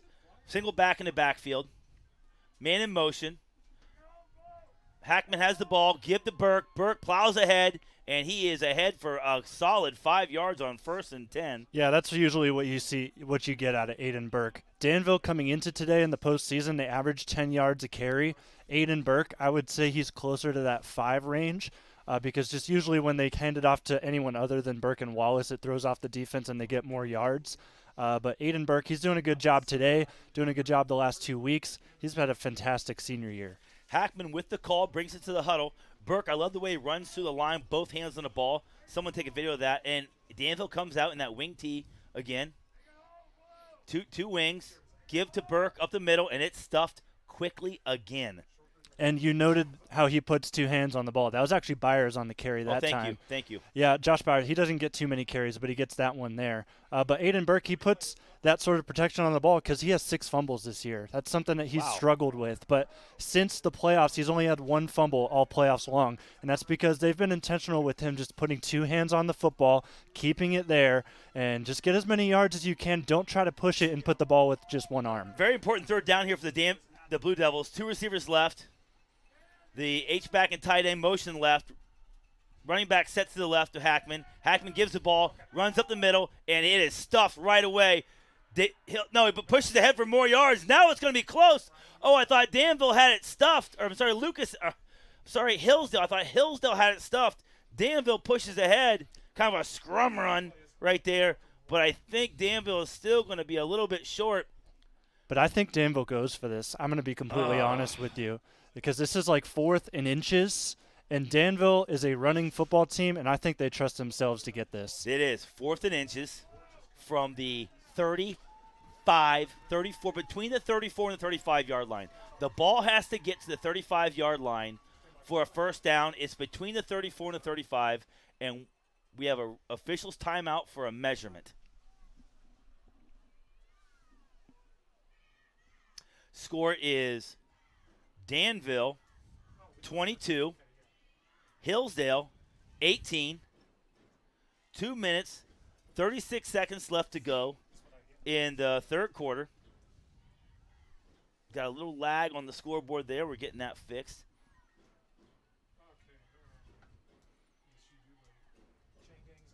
And it is just short as we thought.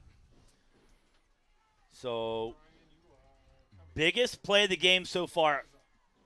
Hillsdale's defense has stiffened up here in this 3rd quarter. And Danville looking to get, I believe this would be their first down in the 2nd half. Yeah, if they're able to convert. I think you're right about that. And Danville right here, they trust their gut. And I know they're only up by 4 points, but the Blue Devils, they're very, very confident they can get half a yard. Danville rushes the guy on late now. 2 receivers, 2 wings, man back deep, and Hillsdale absolutely stones it in the backfield. Danville lineman trying to push ahead, but Hillsdale having none of it, and Hillsdale forces a turnover on downs and takes over. Oh, what a costly decision that was for the Blue Devils. They 2 give words. Hillsdale a short field. 2 words. Brady Critchbaum was the first person there. He stopped Aidan Burke in his tracks. Here it is. Yep, 51 in white.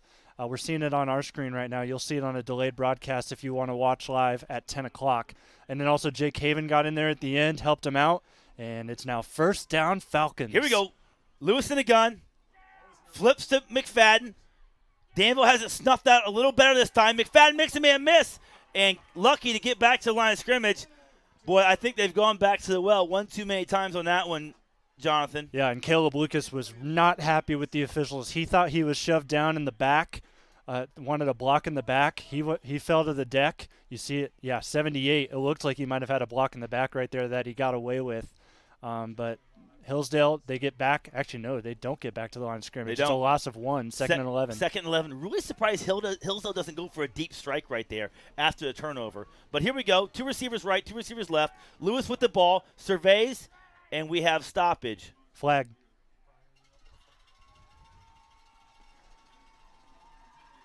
Flag on the Falcons, and the Danville sideline's getting rowdy. Makes it 2nd and 15. I'll be honest, I heard a couple of boos after that 4th down call where Coach Bloom decided to go for it on 4th and inches. Yeah. And I Rightfully personally agree with the call. I think that you could have gotten the yards. I think you could have made a different play call. Not on that side of the 50. I don't agree with it either. Not the way Hillsdale's offense has been cooking. 2 receivers right, 2 receivers left. Lewis with the ball, surveys, got a man open, and it almost – does he get the first down? I think he get a number here on the receiver. That's McFadden right there. So McFadden makes the catch. McFadden on a huge catch. That was 2nd and 15. McFadden pushes the ball ahead for a hangout, 1st down. Hillsdale cooking here. They've scored on their last 2 drives. They've got the ball at the 24-yard line on the right hash, threatening to score again. And this is the formation that's worked for Hillsdale. 2 right, 2 left. Sloan in the sidecar. Lewis in the gun. Give to Sloan up the middle. And Sloan's free. Sloan up the middle. Makes a man miss. And he's dragged down, but Danville trying to strip the ball away. But Hillsdale able to get the ball down to the 7-yard line, make it 1st and goal. And there's the balance we talked about. They've been stretching Danville out, and then they hit it right up the middle. Sloan gets up slow. And there's the run game that Coach Klein said needed to start get going. And when he says run game, he means Owen Sloan. And right there, he's able to get inside the 10, and they're sitting pretty. Sloan stays in the game. 17 seconds left in the 2 receivers third. right, 2 receivers left. Closing seconds in this 3rd quarter. It's been all Hillsdale. And Hillsdale looks content to try and run the clock out here, trying to get Danville to jump. Danville holding their water. And that takes us to the 4th quarter. Hillsdale threatening from the 7-yard line. We'll take a break. When we come back, we'll flip the field. Hillsdale will have it 1st and goal from the 7. Stick with us. We'll be right back.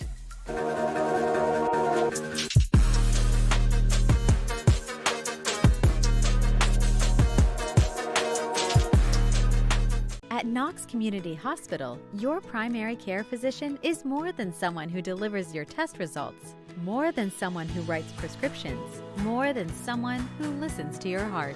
We are your healthcare partner who takes the time to know you, listen to your concerns, and provide you with expert personalized care to make and keep you well. Because to us, you're more than just numbers on a chart. You're a neighbor and a friend. Knox Community Hospital, in the community, for the community.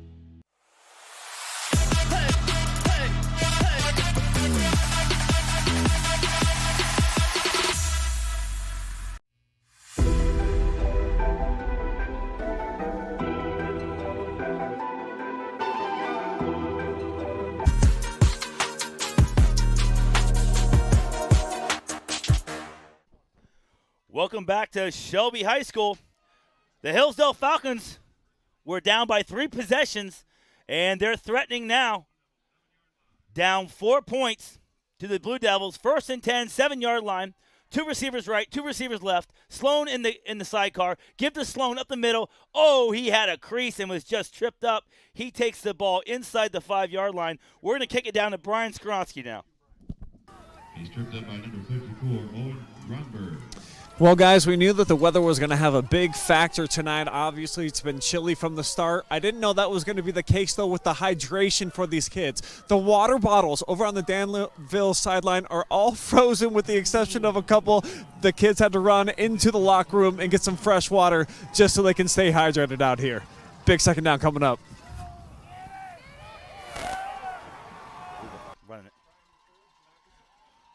Thanks for that great reporting, Brian. Frozen water bottles. Brutal. Brutal. But that last play equally as brutal as Hillsdale tries to run the ball again, and they're looking at 3rd and goal from the 5. The run, they've had one really successful run call all game. That was Sloan's a couple runs ago when Sloan advanced it down to the 7-yard line. Other than that, Danville's been stout. So look for something. I like Cale Lewis rolling to his right or left, or right rolling to his right, Jonathan. See what happens. 3 receivers to the right. Lewis, and the quick slant, and it's batted down at the line of scrimmage. There's Caleb Lucas again making a big play. Caleb Lucas with a huge play forces a 4th and goal. And what is Hillsdale going to do? They've had 3 PATs blocked. I don't think there's any way Hillsdale tries to kick a field goal here. And you're down 4. You're down 4. You got to go for a touchdown, especially the way your defense has played in this second half. Hillsdale comes out. Here we go. 4th quarter. 10 minutes, 41 seconds left. Hillsdale, 4th and goal from the 5.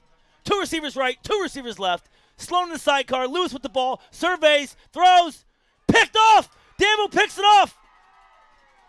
And they return it to about the 7-yard line. There's a flag. Flag on the play, though. I think it's going to be pass interference. Oh, if this is pass interference, this could be the first really costly penalty for Danville. Let's see the replay. Oh, yeah. That's as easy as pass interference gets. He decleated them before the ball was there. Easiest call of the night here. But pass interference in high school is not an automatic first down. So the ball be advanced halfway to the goal, but it remains 4th down. So not the worst pass interference call if you're Danville. When you're watching back this game later tonight, you're going to laugh with us at that pass interference. That was a throw up the middle. So here we go. And receiver was decked to the ground. 4th and goal again for Hillsdale. Like I said, pass interference high school, not automatic first down. 2 receivers right, 2 receivers left. Lewis keeps it this time, pushes ahead, stretches for the goal line, and he gets it. Hillsdale in for the touchdown. The call from the side judge. Throws his hands up, and that makes it Hillsdale 24, Danville 22. And this is the easiest 2-point conversion call Coach Klein's ever had. Brown's been automatic all year, but I don't think there's any way. No, Hillsdale is coming out for the PAT. I mean, if you get it, it's a 25-22 game. Yeah, but you've had the last 2 blocked. Here we go. Brown on the PAT. The line has to do better holding up. They do this time. It's up, and it is good. And, folks, that's why I'm in the booth and Coach Klein's on the sidelines. The Hillsdale line figures it out. We'll take a break. When we come back, Hillsdale kicks off with the lead. At Knox Community Hospital, your primary care physician is more than someone who delivers your test results, more than someone who writes prescriptions, more than someone who listens to your heart. We are your healthcare partner who takes the time to know you, listen to your concerns, and provide you with expert personalized care to make and keep you well. Because to us, you're more than just numbers on a chart. You're a neighbor and a friend. Knox Community Hospital, in the community, for the community.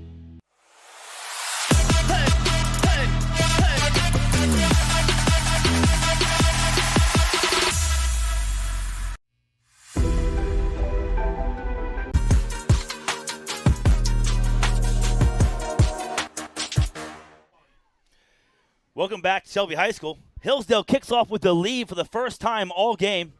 And this is the first time Danville has been down in the playoffs at all. There's the frozen water bottles. Brutal. Brutal. McFadden kicks the ball off. Good kick. Lands. Fielded by the Danville deep man and ushered out of bounds around the 20. Yeah, more like the 30-yard line. Yes, you're right. Foray. Thank you, Jonathon. The 30-yard line. Foray again. And here comes Danville's offense, and they are going to have to open it up a little bit now.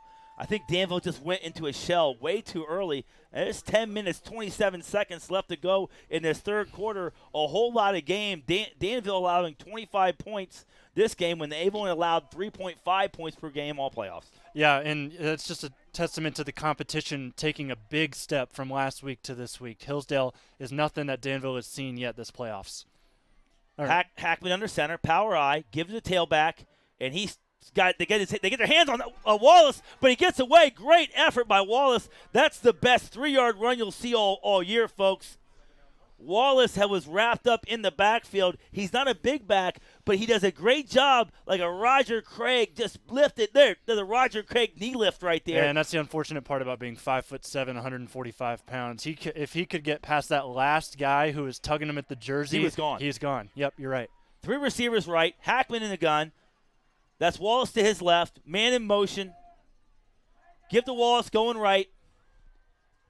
And he is tracked down immediately. Loss of 1. Loss of 1. Hillsdale has obviously made some great adjustments at halftime on the defensive side of the ball, and they've allowed no first downs so far this second half. 9:33 to go in the third quarter. Ball on the right hash, the 34-yard line. Huge third down for Danville. My, oh, my. Hillsdale has scored on their last 3 drives. They certainly do not want to punt and have a 3-and-out right here. And this is your 3rd and long. I know it's 3rd and 6, but Danville, they got to get some yards. 2 receivers right, 2 receivers left, man in motion.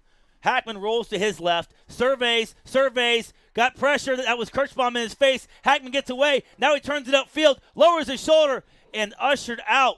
He's not Very physical hit. He's not going to get the first down, but that was a heck of a run from Jacob Hackman, able to get past the first rusher who was kind of meeting him to when he rolled out to the left. Got past him, then put his body on the line to try and get there. I think that's a very not so generous spot right there, putting him at the 38. I thought he got to the 39. 4th and 2. Danville's learned their lesson now. They're going to punt. Put it up. Oh, almost blocked. Bauer back, lets it roll. Beautiful punt. Josh Byers has been big with the boot. Hillsdale takes over after Danville touches it down around the 6-yard line.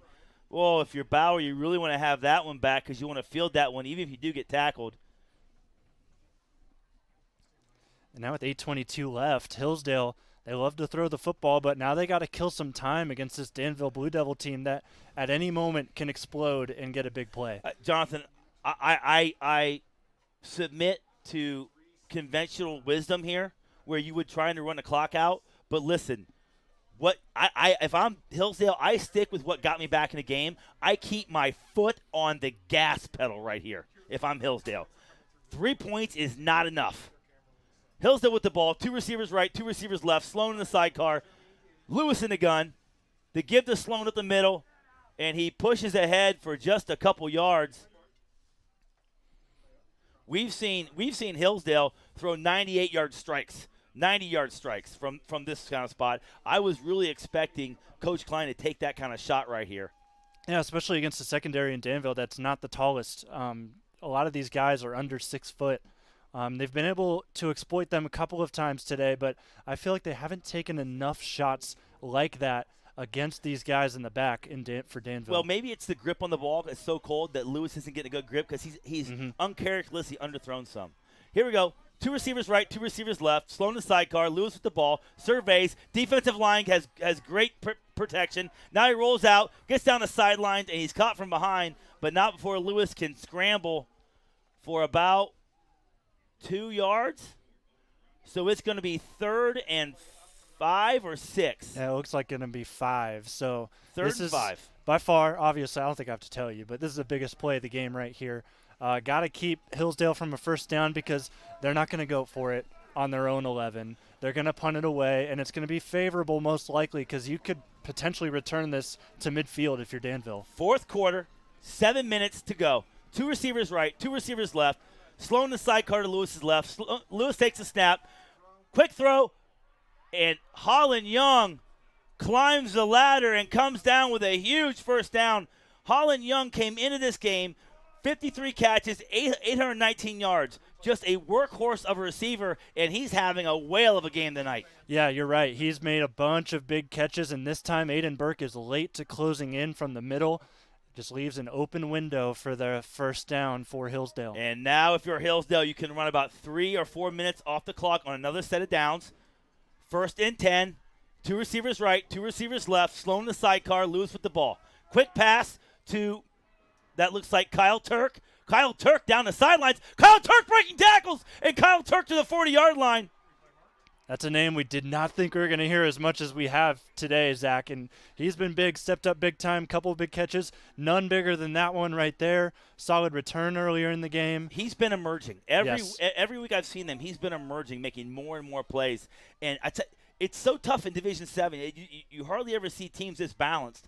But then you have teams this balanced with 4 wide receivers that can beat you and a running back. And, by the way, have you seen the offensive line that Hillsdale is bringing out? They got some big boys. Big boys. At Danville, only 3 down linemen. No sacks. Dropping a bunch of guys back. Give to Sloan. That's stuffed out right away. Owen Gronberg with the TFL, number 54 in blue for Danville. Just as I say, they haven't had any sacks yet. That right there is a TFL. Big play for Danville. 6 minutes to go in the game. 6 minutes to go in the game. 2nd and 12 for Hillsdale. Slow down. On the 40-yard line. Hillsdale takes her time, coming to the line of scrimmage. 2 receivers to the left. H-back to the right. Sloan setting the sidecar to the left. Fumbled Lewis snap. fumbles the ball and then just falls on it. And he kind of realizes he could have picked it up and gotten something out of it. But now it is 3rd and a country mile. We're going to call it 10. No, it looks like 16? 18? Yeah. So 3rd and 18.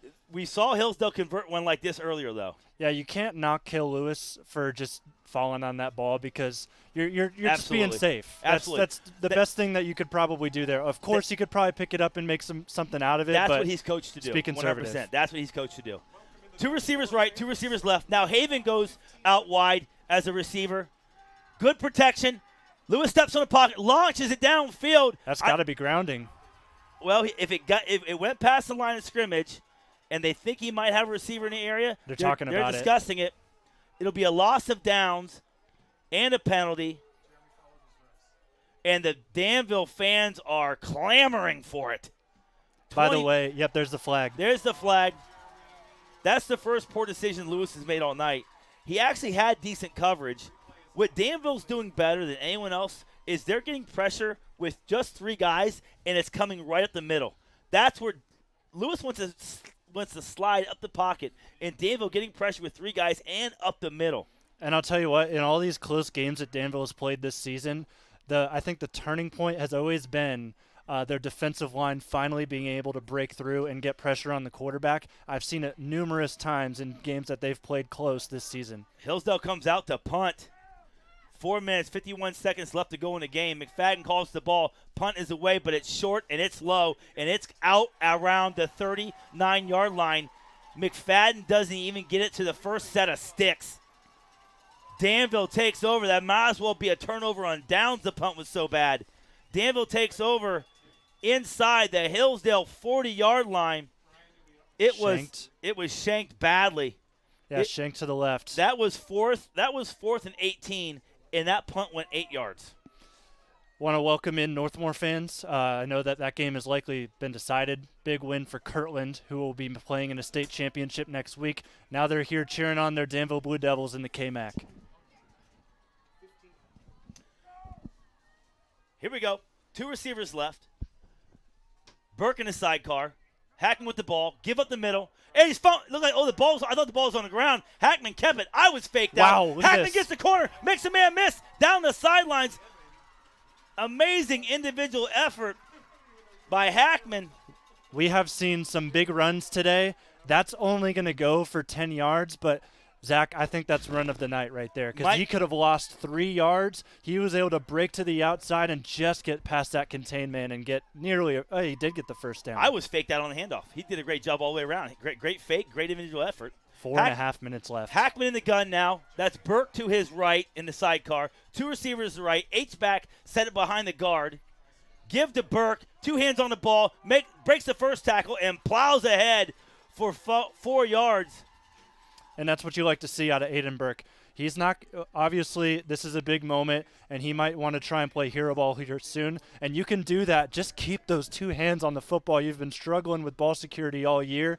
Don't change things up now, just trying to get a score to take the lead. Want to welcome in all 1,800 people listening to this audio cast.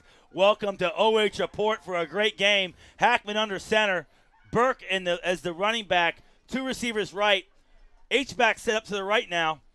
Give to Burke. He runs it right in the middle, and he's ahead for very close to a first down. And the clock is ticking. 3 minutes, 50 seconds left. Danville's got 2 timeouts left. Hillsdale's got 3 timeouts. So, yeah, clock's ticking, but Danville feels in control right now, approaching the red zone with a 3rd and 1 on the way. Hillsdale had made some sort of adjustment along their defensive front. This is the first really positive drive for Danville after a really bad punt. 2 receivers right. That's Wallace now at the tailback spot. H-back to the left. Wallace is a home run hitter. And he stuffed the line, but no, it's a fake. It's a pass. Oh, and it's great fake, but Hillsdale had it covered, had 2 men back, and guess who? Kyle Turk making a great play. And I said earlier, if he's even, he's leaving. Kyle Turk diagnoses that tight end, doesn't stop to block him, takes off running, and stays right with him and is right there to make a play. I'm shocked they went with a throw on 3rd and 1. Here it is. Now you face 4th and 1, and you didn't get this earlier in the half. 4th and 1 from the 20. Then he gets to the 20-yard line. There's a 19.5. 3 running backs in the backfield. The give, that's Wallace, and he stopped, and it's going to be so close. Hillsdale thinks they stuffed it. We'll have to see the spot. I don't know. It's too close. Wallace made a little side cut instead of running behind his pads. Oh, you'd like to see Wallace just run behind his pads there. Hillsdale thinks they have it, and that is the second turnover on downs for Danville this half. Hillsdale takes over with 3 minutes left to go in the game. And they were both on 4th and 1, Zach. And this is a Danville team that has run for 10 yards per carry through the playoffs, and now they just can't even get one in the biggest moments. 2:44 in the first half. I'd love to see what they had in the second half. Yep. That's going to be a great tale of 2 halves. Hillsdale scored on 4 consecutive drives. Hillsdale scored before Danville forced a horrible punt. Hillsdale dodged the bullet. Now they come out. 1 receiver right, 1 receiver left. Sloan the sidecar. Give to Sloan. Good spin away. Sloan spins away. He had 2 hands on the ball, and he is ahead for a very important 6 yards on 1st down, and he hops up trying to shake it off. 3:03 left, and it seems that timeout has been called by Danville, so they're going to play these timeouts very early compared to probably some other teams you'll see in like college and NFL. Danville's going to go early. They want as much time on the clock as possible, especially being a team that runs the football. I'm sure they'll pass a little bit more if they can get the ball back and drive down the field to potentially win it. But they're going to still try and run it on any sort of final drive they get. So timeout, Danville. I think that's very wise. Use your timeouts on defense. Problem is, if they do force a punt, Danville does force a punt, now they have to be a passing team. And you're also playing a situation right now because that was a pretty good 1st down run, 5 yards. And if they get this 1st down here on 2nd, you can hold on to that timeout and just let the clock run until the next set of downs begins. 2nd and 5. Sloan the sidecar. 2 receivers. Give to Sloan. And he is stuffed at the line of scrimmage and ripped back. He's going to lose a yard on that. Good job by Nolan Ridgway to get in there first. Byers helped him get him down. They are calling it. He made it back to the line of scrimmage. Yeah, just barely. But that was a very fortuitous spot. Yeah, I know. It's very generous Falcons. for Hillsdale. So that's going to make it now 3rd and 5. 3rd and 5. Just an incredibly played game by both sides. And Danville calls that last timeout. We've seen great blocking, great tackling by both sides. Hard-fought game. This is just what you signed up for in the semifinals. 2 small schools getting after it, both with the same kind of culture, so to speak. Hard-nosed culture. We've got water bottles frozen on the sidelines, and kids are just toughing it out. Yeah, and the thing is also, these teams have only met twice. The first time 2 years ago, we got Danville 42, Hillsdale 41. They got to You're change exactly that. Right. They got to change that. They're 20-some miles apart.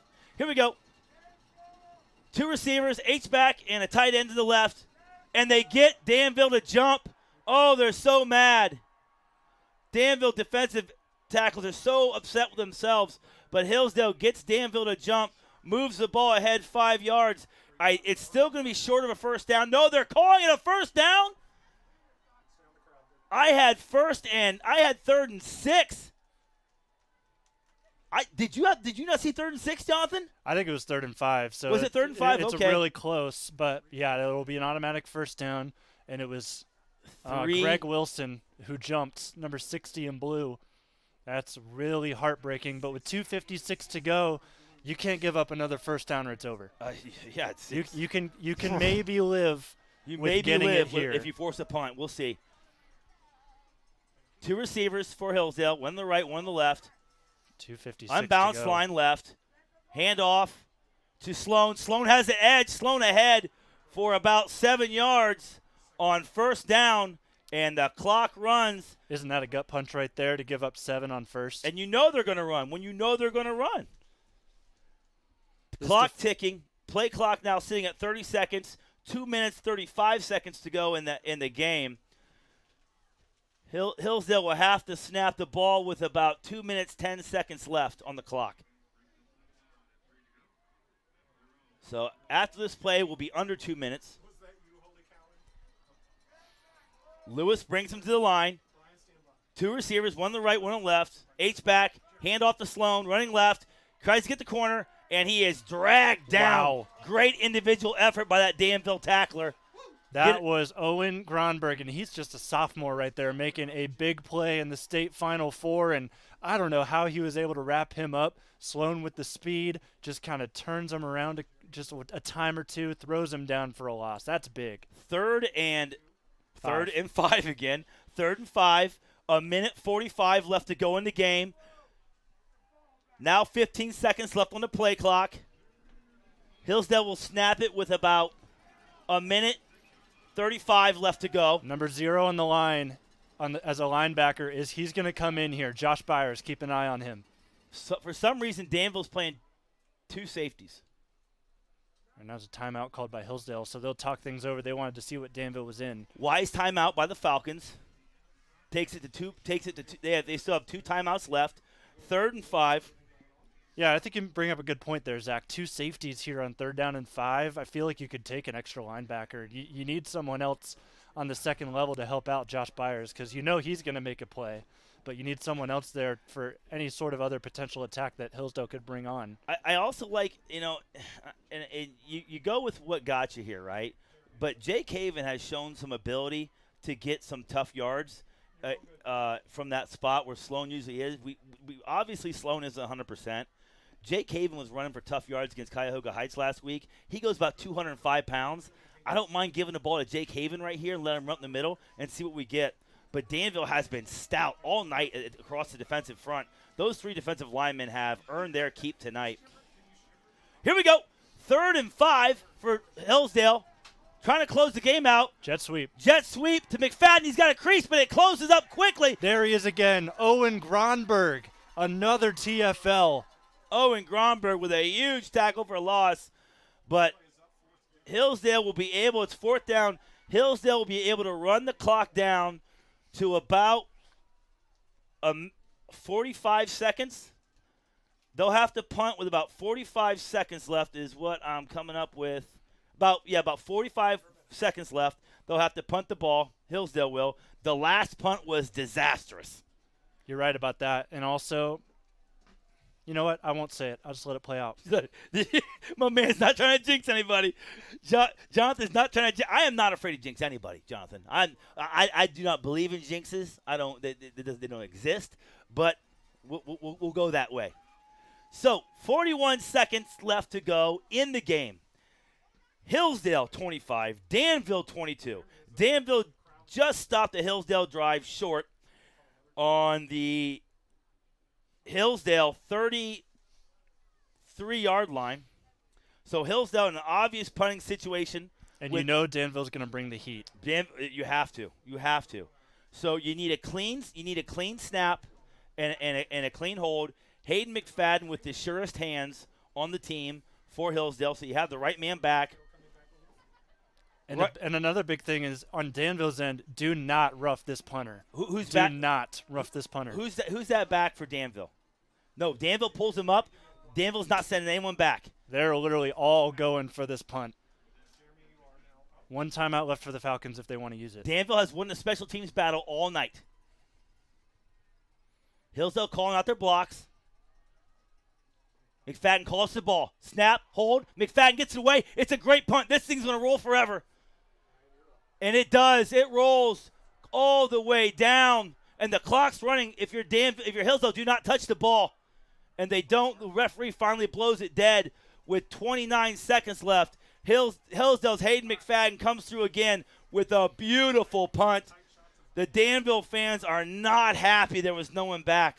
They are not happy. Man, that's tough because Caleb, what I was going to say, I didn't want to jinx it. Caleb Lucas has blocked 2 punts this year, and I knew he was going to be close to that one, and he was. He was very, very close, but they were just able to get it off, and with nobody back, that ran down an extra 5 seconds. 1st and 10 for the Blue Devils from their 20-yard line. Screen pass, it's wide open. Wallace has got green grass in front of him. He's got to get out of bounds. And he runs out of bounds wisely, but beautiful play call by Danville there, setting up a little screen pass. And Wallace was wide open. Danville with a chunk play to get started, only down 3. The problem is, though, it was a good play. Cyren ran a long way, but it was only 9 yards technically because he was running diagonally to get out of bounds. 21 seconds to go in the game. Danville now has it at their 34-yard line on the left hash.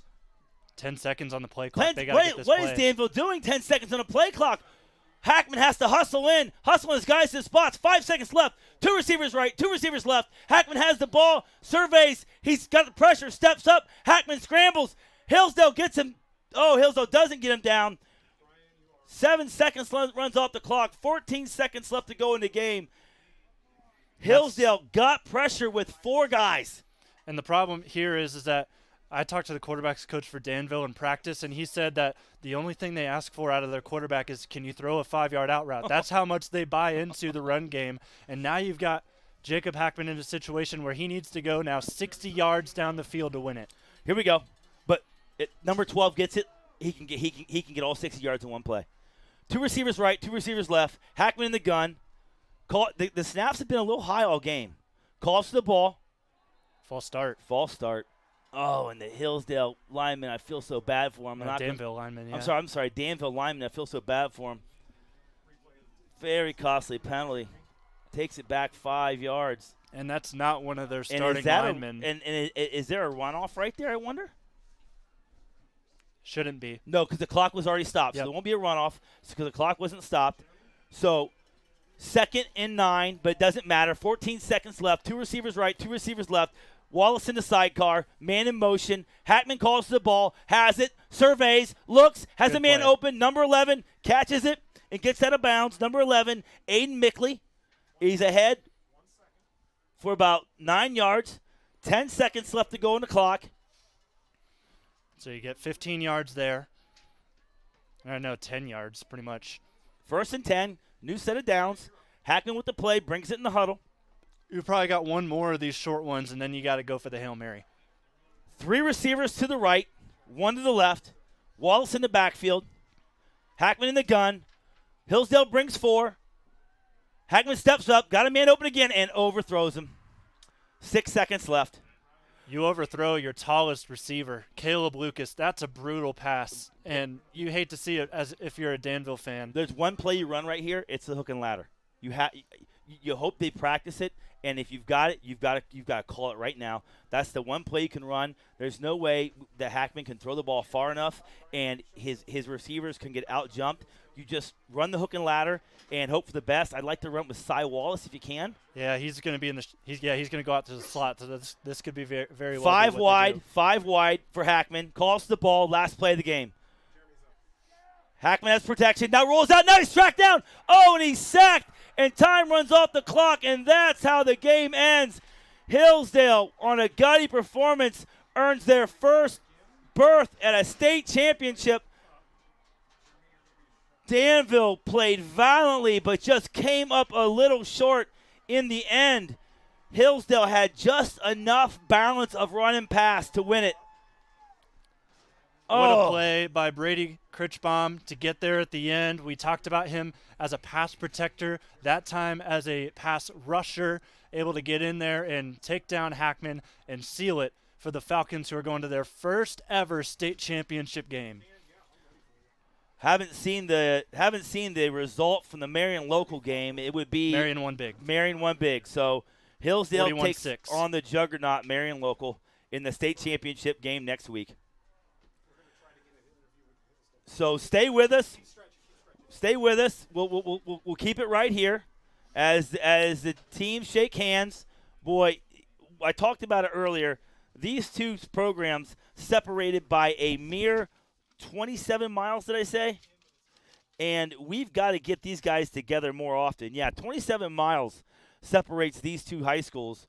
And, boy, you talk about computer points. If you want a computer points game with a team that you're competitive with, this is the game you want if you're Hillsdale or Danville in the regular season. Hillsdale avenges a playoff loss to Danville from, I believe, from 2022. Hillsdale avenges that loss. Danville looked like going into halftime, they were, going into at the end of half, we're firmly in control. Hillsdale comes down and scores, goes to half, and then scores on 3 consecutive drives before they're forced out. We're going to kick it down to Brian Skowronski for a sideline interview. Oh, never mind. We'll keep it here. We'll take a quick break. Hey, stay with us. We'll have lots of interviews when we come back. Hey, live and free on OH Report. Don't go anywhere. At Knox Community Hospital, your primary care physician is more than someone who delivers your test results, more than someone who writes prescriptions, more than someone who listens to your heart. We are your healthcare partner who takes the time to know you, listen to your concerns, and provide you with expert personalized care to make and keep you well. Because to us, you're more than just numbers on a chart. You're a neighbor and a friend. Knox Community Hospital, in the community, for the community.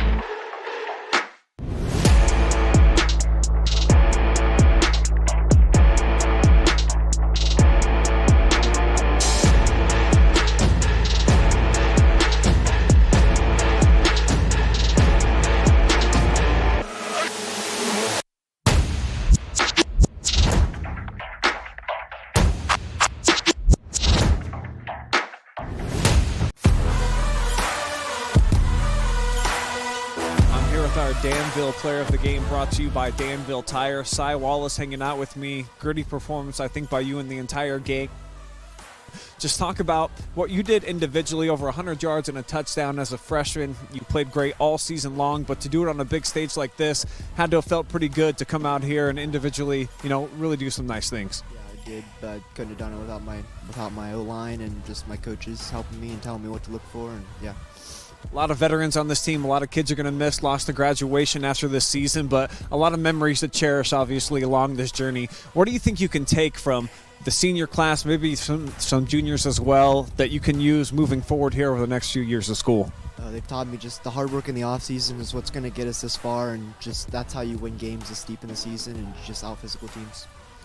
You guys have done that basically the entire year. Defensively, you've been great, and coming from a place called Tough Street, obviously you got to bring that mentality out here, and I felt like you guys did that here tonight. What can you say just about the performance overall of the team here, even though obviously, unfortunately, on a losing effort? Yeah, it wasn't the outcome we wanted, but we played our hearts out. Every single one of these guys, I love them all, and we gave our all, and it just didn't go our way. Well, we're looking forward to seeing you play over the next few years. Anybody that you want to shout out before we get out of here? Shout out to my family for always supporting me. Shout out to all the seniors. I love you guys, and you guys really taught me how Danville football should be played, and shout out to all my coaches. All right, man. The second half of Boom and Zoom. Cyren Wallace, our MVP, brought to you by Danville Tire.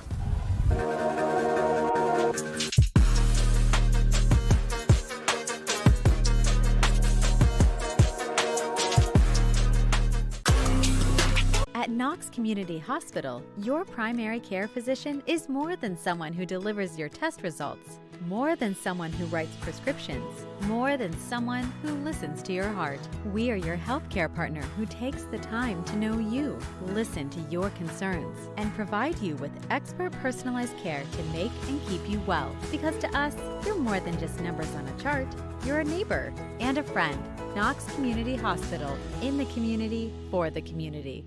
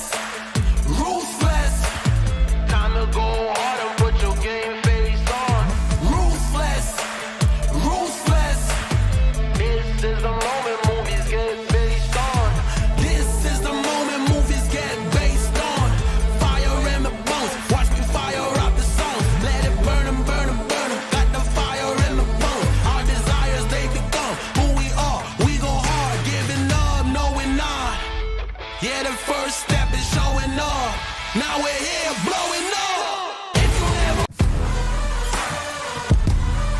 I am here with our MVP from Hillsdale, and now moving on to the state championship game, Holland Young. Let's just start there, and then winning this game, gritty performance. How's it feel to keep the season moving on? You know, it's great. That's what we worked all year for, and we're just happy that we get to go down to Canton and compete for a state championship. And you got on some bling bling here tonight, the 7-Eleven Mammo. What does that even mean? Man, 7-Eleven always open, and that's the truth. We're all, our wide receiver group, 7-Eleven, we're always open. 60 receiving yards for you tonight, but a big touchdown. Take me back to that play and that catch. They called Thunder Lightning, and I just said, Kale, throw that ball up to me. And, you know, it's my ball when it goes up. You guys were down a few scores, down 10 going into halftime. You hold them scoreless in the second half. What do you think momentum-wise ended up changing for you? We just decided that we weren't going to get the ball shoved up our rear ends anymore. You know, for the first half, we got kicked in the butt a little bit, but second half we came out and decided that we weren't going to let that happen again. A lot of young guys on this team. You're obviously one of the veterans and a senior, so to provide the leadership and to be in this position now, moving on to the state championship game, just how satisfying is it overall? It's special. It's really special playing with these guys. I'm really blessed to be a part of this team, and I'm just grateful that I can be here with my best guys. All right, man, we're going to turn you loose to go celebrate, but first, look up in the camera, give some shout-outs. I'd like to shout out my family, my Lord and Savior Jesus Christ, and the 7-Eleven group. All right, Holland Young, your 89 Homes MVP.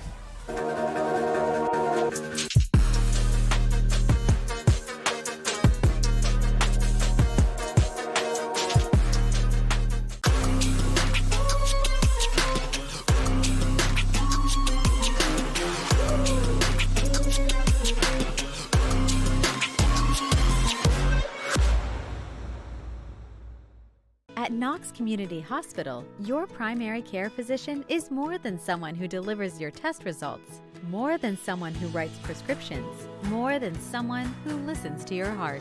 We are your healthcare partner who takes the time to know you, listen to your concerns, and provide you with expert personalized care to make and keep you well. Because to us, you're more than just numbers on a chart.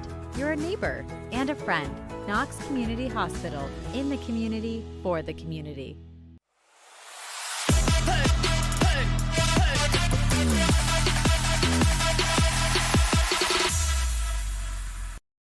At the Killbuck Savings Bank, you can expect great products and service from a fellow Knox County Chamber member.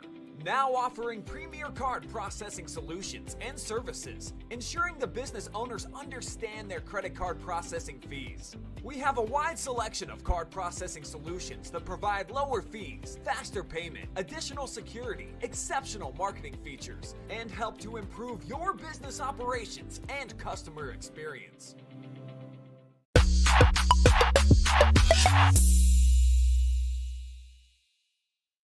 Home and kitchen supply. We're building our future with you. Contractors and do-it-yourselfers, this is Jeff Flowers from Home and Kitchen Supply, here to remind you that we are your best source for kitchens, baths, windows, doors, floors, and more. Quality products, friendly service, great prices. You owe it to yourself to give us a try. You will be glad you did. That's Home and Kitchen Supply, 163 North Diamond Street, downtown Mansfield. We're building our future with you.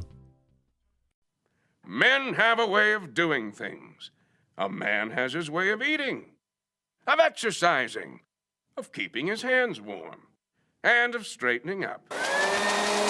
So, when a man faces a serious life problem like divorce, depression, or suicidal thoughts, shouldn't a man have a way to deal with that too? Well, now he does. I'm Dr. Rich Mahogany. Visit me at mantherapy.org.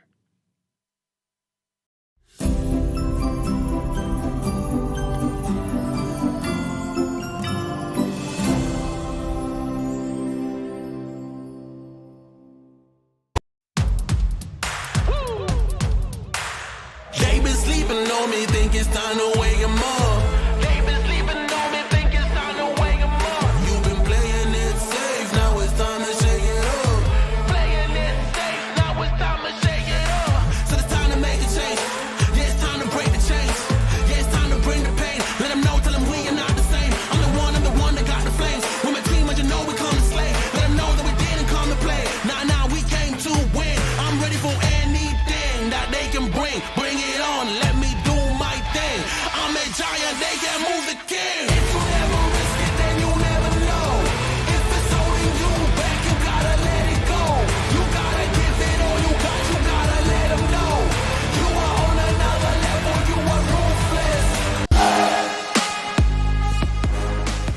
here at Shelby for the Sloan Concrete post-game show, and Hillsdale pulls out a big victory as they hold Danville scoreless in the second half. Brian, Jonathan, and the man ZT here after a really exciting game, but I think that this all kind of boiled down to defense at the end of the game. Zach, I know you're a big defensive guy.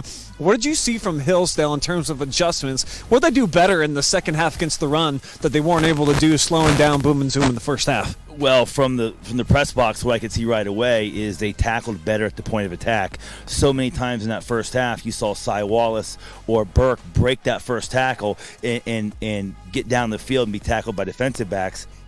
In that second half, right away, I think you saw Hillsdale tackling better at the point of attack. I can't wait to go through the film and see what schematically they changed.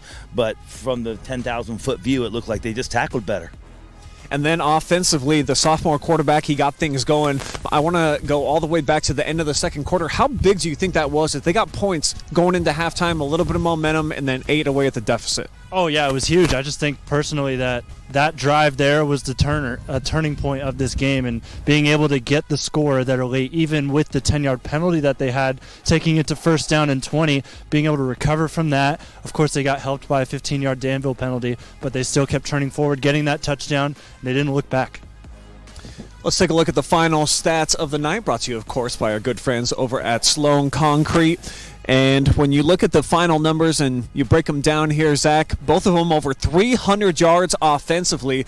We saw for the first 4 playoff games that Danville wasn't giving up very much, so Hillsdale, a little bit of balance there, over 200 yards, over 100 rushing yards. I think obviously that was the difference, probably being a little bit more dynamic on the offensive side of things. Yeah, my key to the game at the beginning was be balanced, and they were just balanced enough. I think the run that almost you'd say broke the back was Sloan's run at the end of the third quarter to get them down to the 7-yard line, and that was the first real effective run. It was a lot of 3 yards in a cloud of dust, but it was just enough balance to keep Danville honest, to keep their safeties honest, and that allowed some one-on-ones in the back end, and it allowed Lewis to kind of survey the field and find open guys and throw up 50-50 balls sometimes, but his guys always come down with them.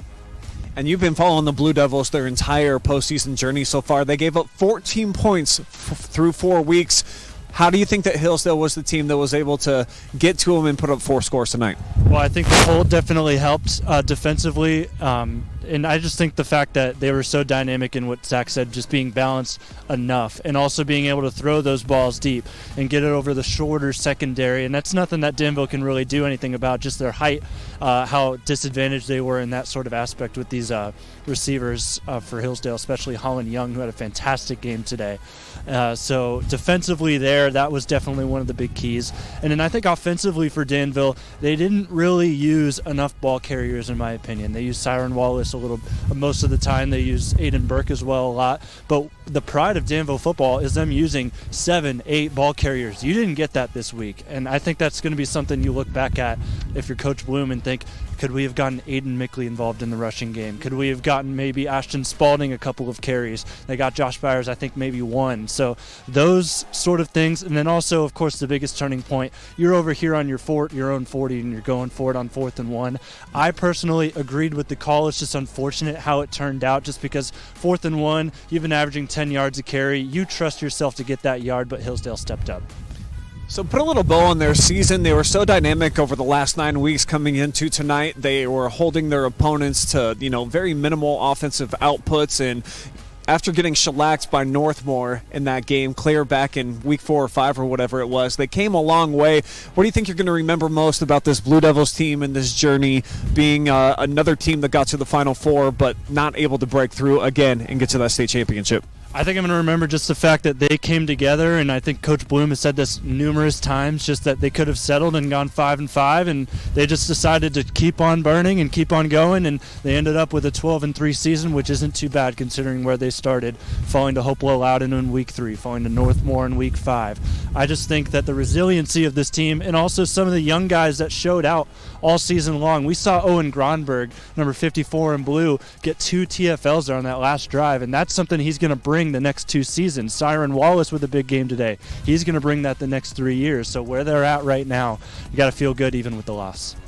And you got to feel great if you're the head coach of the Hillsdale Falcons. Trevor Klein, my man, moving on to a state championship game. You never even been to a Final Four. You punch your ticket into Canton. The community was out here supporting. You have to feel like you're on top of the world right now. Yeah, it's simply an unbelievable feeling, and it was awesome. Our community, even though it was cold and windy, they came out and supported us, which they've been known for that. Even when there was years that we weren't doing too well, I was always told the community showed up in support, and I know the support has been absolutely unbelievable. I know my 7 years as a head coach here, they've always been there and been supportive and have done anything to help out the kids within the school. But yeah, this is just unbelievable. It's so cool for our program, so cool for our school, and so cool for our community.